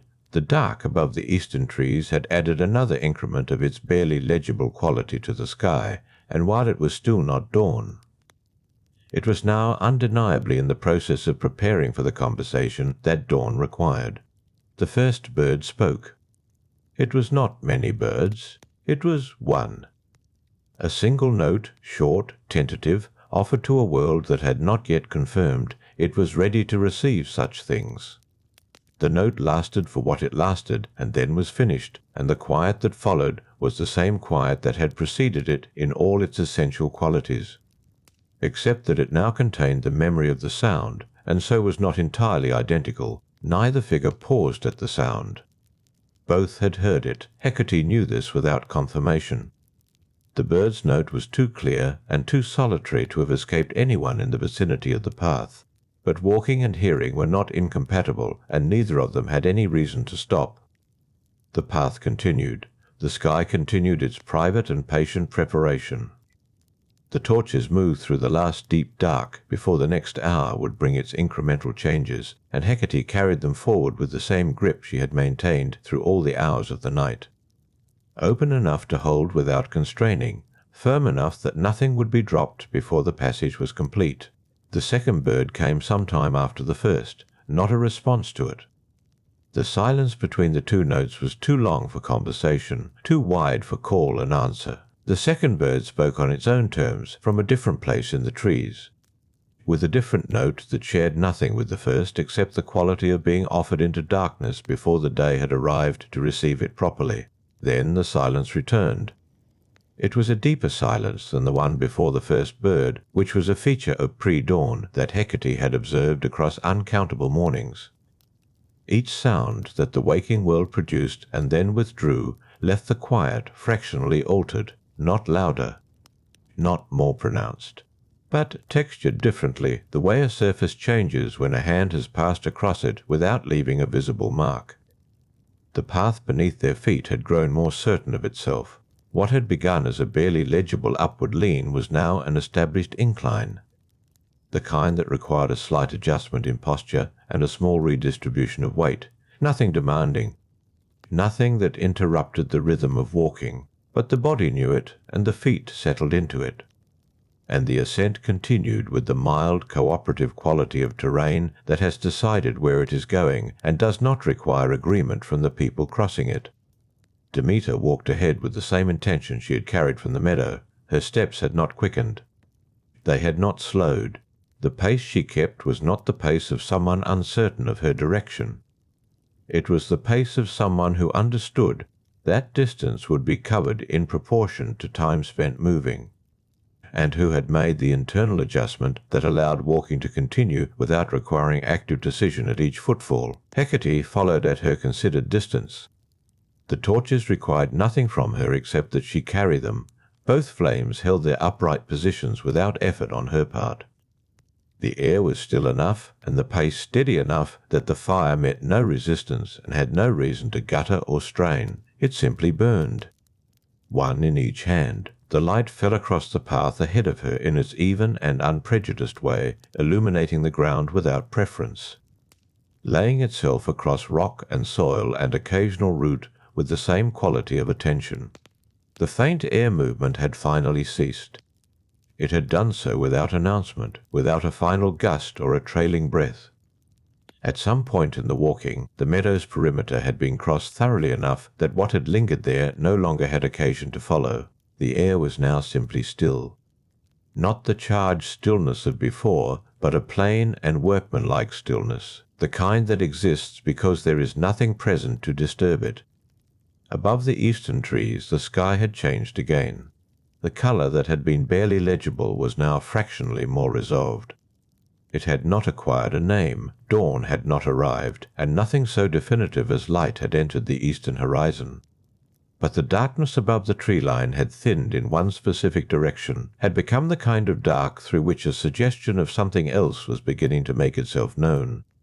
The way a thought begins to form before the words for it have arrived. Hecate observed this without particular investment. She had watched the sky at this hour on more occasions than the night had a right to count, and she understood it the way one understands a familiar process. There were stages. Each one was brief and did not announce itself. Each one made the previous stage look darker by comparison, and the one following look more like the day it was eventually going to become. The sky above the eastern trees was somewhere in that progression. It would continue through its stages, regardless of what the two figures on the path required of it. The stone underfoot changed. The soil that had composed the path for most of the meadow crossing gave way here to something more consolidated, a surface where rock came closer to the surface, where the footfall produced a slightly different sound, more solid, flatter in quality, a sound that suggested the path was entering territory that did not shift or yield in the same way the meadow ground had. Neither figure commented on this. The change was a change of terrain. It required adjustment and received it. The walking continued. Hecate had noticed something about this particular night that she had not, until now, turned her attention directly toward. It was not the events of it, or the weight of what she carried in the way of knowledge, or the quality of the dark as it had moved through its stages toward the barely perceptible lightening above the trees. What she noticed, arriving at the recognition the way one arrives at a conclusion that has been forming quietly for some time, was that this night had been a night of accompaniment. She had not led. That was not unusual. Leadership had never been among the obligations she assigned herself when a situation did not require it. But this was different from the nights when she had stood at crossroads and offered her light to figures who passed through. Those figures had not required her company beyond the threshold. They had needed the light and the permission of the place, and she had provided both, and they had continued on their own. Demeter had not been moving through Hecate's place. They had moved through the same territory together, two figures whose separate intentions had aligned sufficiently that walking together made sense, though neither had stated it in those terms. Hecate had not been summoned. She had not been petitioned. She had been present, as she was present in many places and many hours, and Demeter had been present in the same location, and the night had been what it was, and they had walked. The accompaniment was its own kind of threshold work. There were crossings that did not happen at gates or doorways. Some of them happened along the length of a path, the whole of it functioning as a passage from one condition to another. Demeter was crossing something on this path. Not a physical boundary. The ground under them was the ground of the world, continuous and connected to every other piece of ground in both directions. But she was crossing from the night that had held the meadow and the absence and the fresh knowledge of her daughter's fate, toward the morning that would bring Olympus and whatever answer waited there. The crossing was still in progress. The torches Hecate carried were not ceremonial in any way she would have named. They were torches. They burned. But there was a correspondence, legible to her in the way correspondences often were, between the light she carried and the function of carrying it alongside someone in the middle of a passage that would continue past the point where she followed. She would not go all the way to Olympus. This she knew without deliberation. Her place was the crossroads, the threshold, the space between conditions. Olympus was its own domain, sovereign and settled, a destination with its own protocols and its own authority. What she offered was the work of the in-between. And that work had a natural end point that was not the destination itself, but the point at which the traveller no longer required the particular quality of her company. That point had not yet been reached. The incline continued. The sky above the eastern trees resolved itself by one further degree toward the colour it would eventually become. Demeter's footsteps remained consistent on the stone-edged path, and Hecate's followed at their maintained distance. The torches passed through the last unreserved dark before the hour would tip, and the night would begin its quiet surrender to whatever came after. And the two figures would continue forward into the greying morning, each carrying what she carried, each crossing what remained to be crossed. The grip Hecate kept on the torches was the same grip she had kept from the beginning of the night, open enough, firm enough, exactly sufficient for the passage that remained. The path steepened, not dramatically, not in the way that demands a change of stride or a pause for breath. It steepened by degrees, the kind of degrees that announce themselves through the slight adjustment in how the foot meets the ground. The slightly different distribution of weight, the minimal increase in effort that the body registers and accommodates without complaint. Demeter did not slow. Her pace held its character, consistent, unhurried in its speed but purposeful in its direction. The path climbed and she climbed with it, and Hecate followed at the same maintained distance, the torches steady in hands that had not changed their grip. The trees here were older. That was the impression the trunks gave, standing back from the path's edges at irregular intervals.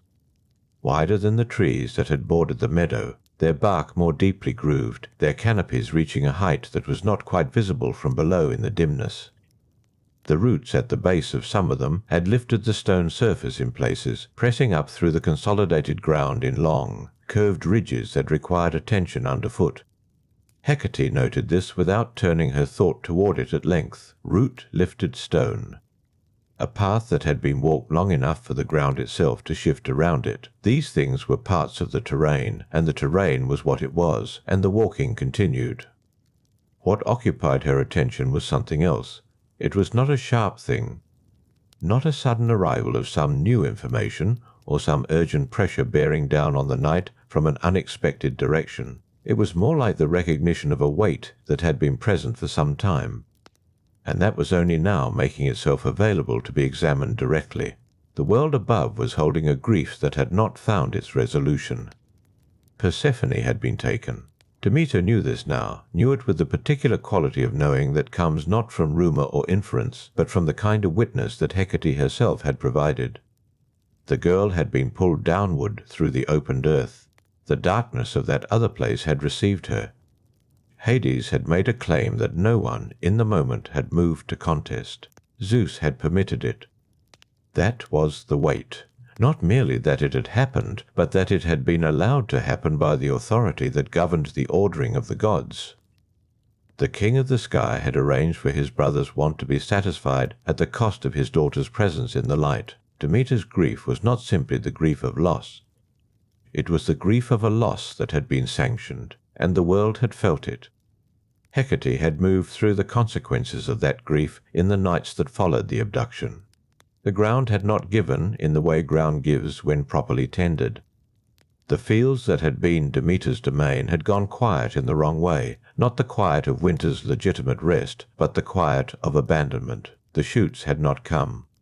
The grain had thinned, the small. Ordinary movements of growing things had paused in a way that living things cannot sustain for long without consequence. This was not over. That was the conflict that the pre-dawn hour carried without acknowledging it aloud.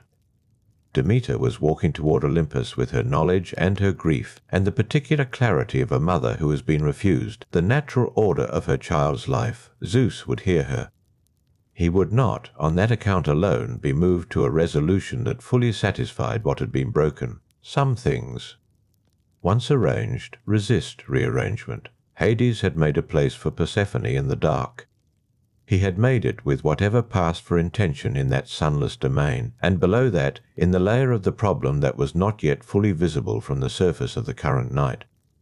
There was the question of what Persephone herself had taken into her, whether by choice or by circumstance, or by some combination of the two, that the stories would argue over long after this particular dawn had passed.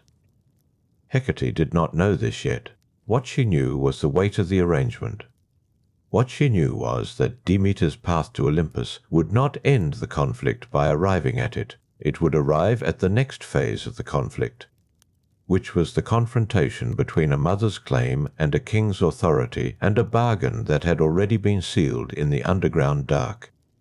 The torchlight moved across the root-lifted stone as the path continued its climb. A branch somewhere above them adjusted. Not a wind in the canopy, the air remained still. A shift in the tree itself, the kind of small structural settling that wood undertakes in the hours before morning, when temperatures change slightly and the fibres of old growth respond to what they register. Demeter did not pause. The sound had been too small to interrupt her, or she had registered and dismissed it in the same unbroken motion of attention that allowed her to walk at this pace through this terrain carrying what she carried. Her pace was a kind of argument, measured and relentless, aimed at something she could not yet see from this elevation on this side of this particular darkness. Hecate understood that kind of argument. She had stood at crossroads when travellers arrived carrying decisions they had already made, needing only the permission of the threshold space to complete the act of making them. Demeter had made her decision in the meadow, or perhaps before the meadow, in whatever night it had been when she first understood the full extent of what had happened. This walk was the execution of that decision. What waited at the end of it was not certain. Zeus was not predictable in the way that natural laws are predictable. He governed by authority, and authority bends in directions that law does not. He might hear Demeter with the full weight of his attention. He might offer a resolution that satisfied some part of what she had come to claim. He might offer something partial, bounded by conditions that transformed the resolution into a new kind of constraint. The world would not simply be restored. That was the thing that pressed against the pre-dawn hour with its quiet. Settled insistence. The natural order that Demeter governed had been interrupted, and interruptions of that kind do not close cleanly. They leave a mark in the arrangement of things. They establish a new condition that the world then learns to carry. What the new condition would require was not yet legible from this position on the ascending path. Hecate carried her torches through the last depth of the darkness before the hour shifted. The flames made no sound. They burned with the same quality they had held from the beginning of the night. The stone underfoot continued its slight upward pressure against each footfall. Demeter's silhouette was ahead in the dimness. The shape of it was the shape of someone who has not reached the place where grief becomes something other than itself. The shoulders carried what they carried. The stride maintained what it maintained. She was not a figure who had found an answer. She was a figure moving toward the location where the argument for an answer would need to be made, and the sky above the eastern trees had not yet changed. It held its position in the last stage before the stage where change becomes undeniable, a darkness that knew what was coming and had not yet been required to become it. The torchlight moved beneath it. The two figures continued upward. The weight of the unresolved thing pressed down on the hour from all the directions at once. Hecate did not name it as unbearable. It was the weight of the in-between. It was the weight of the crossing that had not yet reached the place where it could be resolved in one direction or the other. She had carried that weight at more thresholds than this one. She would carry it here, through this remaining portion of the dark, for as long as the carrying was what the work required. The path did not flatten. The path rose through another bend, and the stone beneath their feet became smoother here. Worn by older passage, by the feet of things that had climbed this particular incline before any living memory had thought to record it, Hecate noted the change in the surface without breaking her stride.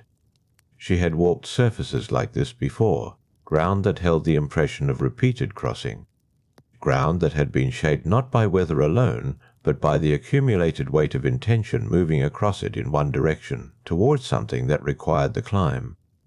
The torches in her hands continued their steady burning. There was a quality to their light at this hour that differed from how they had burned in the earlier dark. The difference was not in the flames themselves. They had not brightened or diminished. The difference was in what surrounded them. The dark of this hour was a thinner dark than the dark of the beginning of the night. Not lighter, not touched yet by the approach of dawn, but less dense in some quality that had no name she had found adequate to give it. The pre-dawn had its own texture. She had stood in it at enough crossroads to know it by feel rather than sight. Demeter's pace ahead did not shift. The silhouette moved through the thinning dark with the same steadiness it had maintained across the entire length of the climb, across the meadow threshold, across the first ascending ground, through the deeper groves where the canopies had swallowed any remaining trace of visible sky. The figure did not slow to consider the terrain. It moved through the terrain as though the terrain were a condition to be passed through rather than a place requiring attention. Grief, Hecate had observed across long periods of watching, sometimes does that to a body. It narrows the field of awareness to the task directly ahead. Everything peripheral becomes a form of texture rather than information. The bark of the trees, the sound of old wood adjusting, the slight upward press of stone-lifted root against the sole of a foot. These things register but do not interrupt. They are the background of the walk rather than the walk itself. She had seen that narrowing in others. At crossroads, when travellers arrived in the hours between dark and first light, they sometimes carried that same quality of attention, present to the path, present to the direction, not present to the width of the world around them. She had learned not to intrude on that quality when it appeared. It served something. It allowed the body to carry what the mind was occupied with carrying, by distributing the load across the simple mechanics of forward movement. The mechanics of this walk were doing that work now. Another stretch of the path appeared as the bend straightened. It was steeper here. The stone rose at a sharper angle, and the roots that had pressed through the surface lower on the climb were less frequent here, the ground more consolidated, more purely stone than earth, as though the hill itself had decided at this elevation to become more deliberate about what it was. Hecate adjusted the angle of her hold on the torches without conscious attention to the adjustment. Her hands knew the weight of them. They had held this weight through more descents and ascents than this particular night contained. The knowledge was in the grip itself, in the slight forward lean of the wrists that kept the flame from pulling backward against its own movement. A small mechanics, almost unremarkable, but it was the kind of small mechanics that the long practice of a thing produces. She was, among her other officers, a figure who carried light into the dark, not to dispel the dark.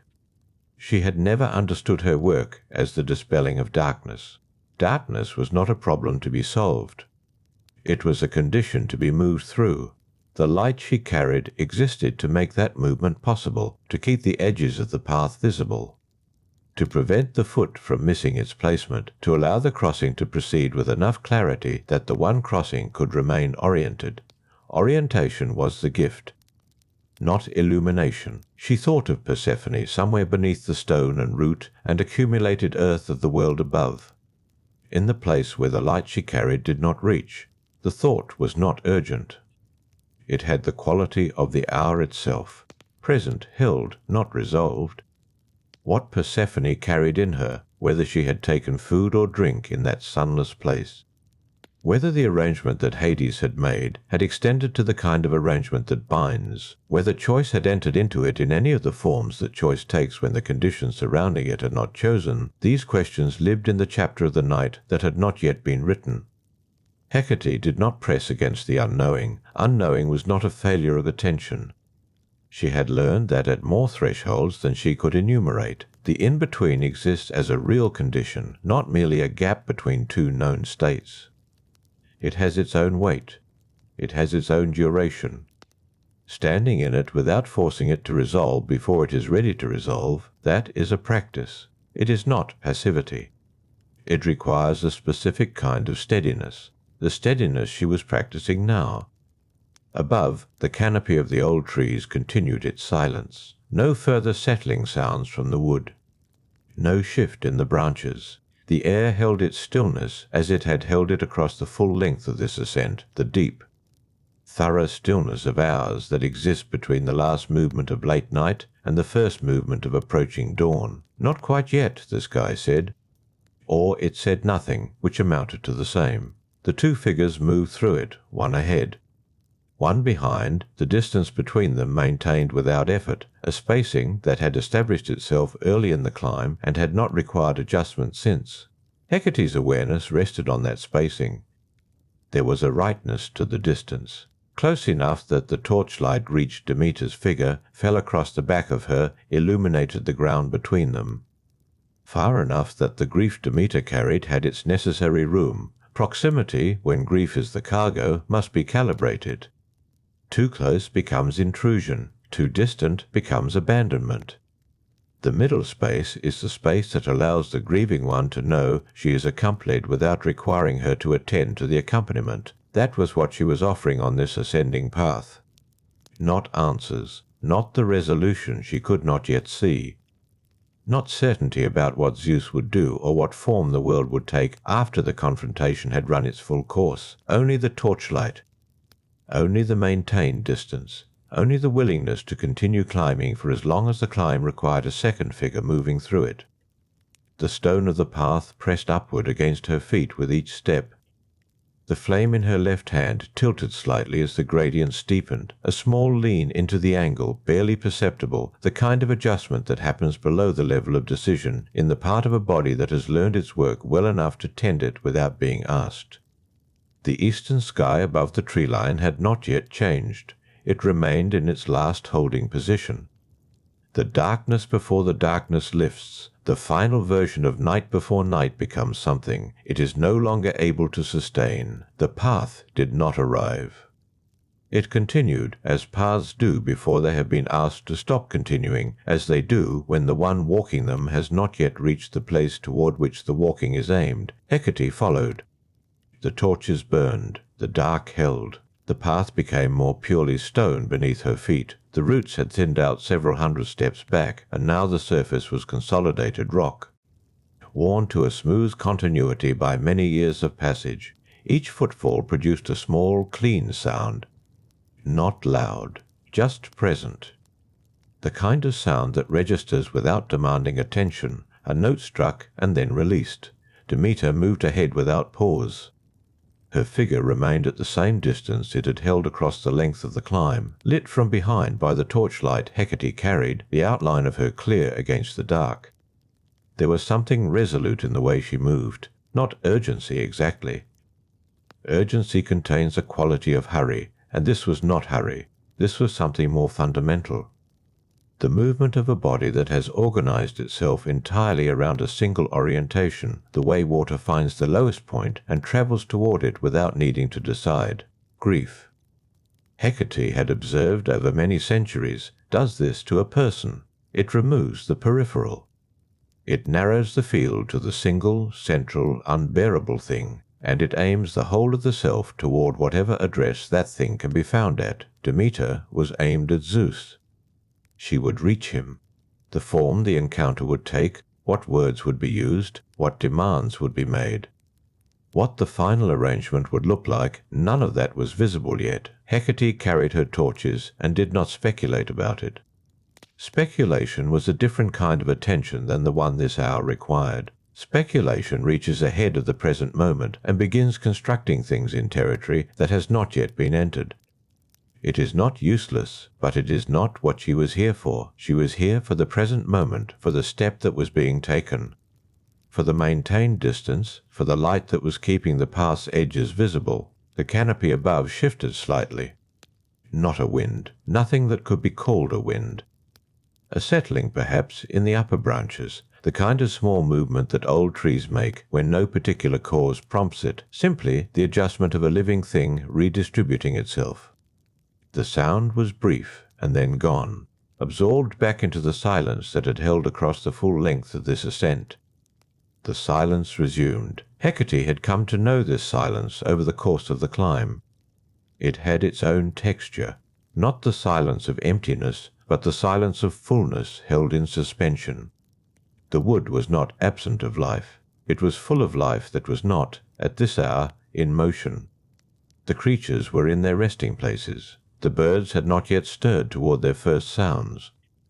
The small movements of the undergrowth had ceased somewhere in the middle hours. Everything was present and still, the way a breath is present in the pause between the exhale and the next inhale. Her left hand made the small adjustment the gradient required. The flame tilted with the angle.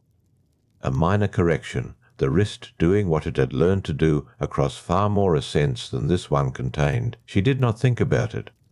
The body carries certain knowledges below the reach of thought, and the tending of a torch flame on a slope was among hers. She thought, briefly, of what lay at the top of this climb, not Olympus itself. That was a further journey, a different road. What lay at the top of this particular path was simply a higher place, a place where the old trees thinned enough to allow the open sky, where Demeter could rest her back against the stone and gather herself before the longer, harder journey toward the seat of the gods. That was what Hecate understood the destination to be. A pausing place, not an arrival. There would be time for arrival later. Demeter had not spoken since the lower part of the climb. The silence between them had not been an absence of communication. It had been its own form of it. Hecate had understood the silence as acceptance, the willingness of the grieving to permit company without requiring that company to fill itself with sound. To walk in silence alongside someone is not a lesser form of accompaniment. It is, in certain circumstances, the more generous one. The stone path turned slightly, following the contour of the hill. Hecate turned with it, keeping the distance, keeping the torchlight falling across the figure ahead. The turn brought a brief change in gradient, a slightly shallower pitch before the steepening resumed. The flames steadied as the angle reduced, then leaned again as the slope increased. At the top of the next long rise, the canopy broke. Not entirely, but there was a seam in it, a place where the old trees grew apart from one another and the sky was visible between them. And in that seam above the dark line of the treetops, the eastern horizon held a quality that had not been there before, not light. Not yet, but a different quality of darkness.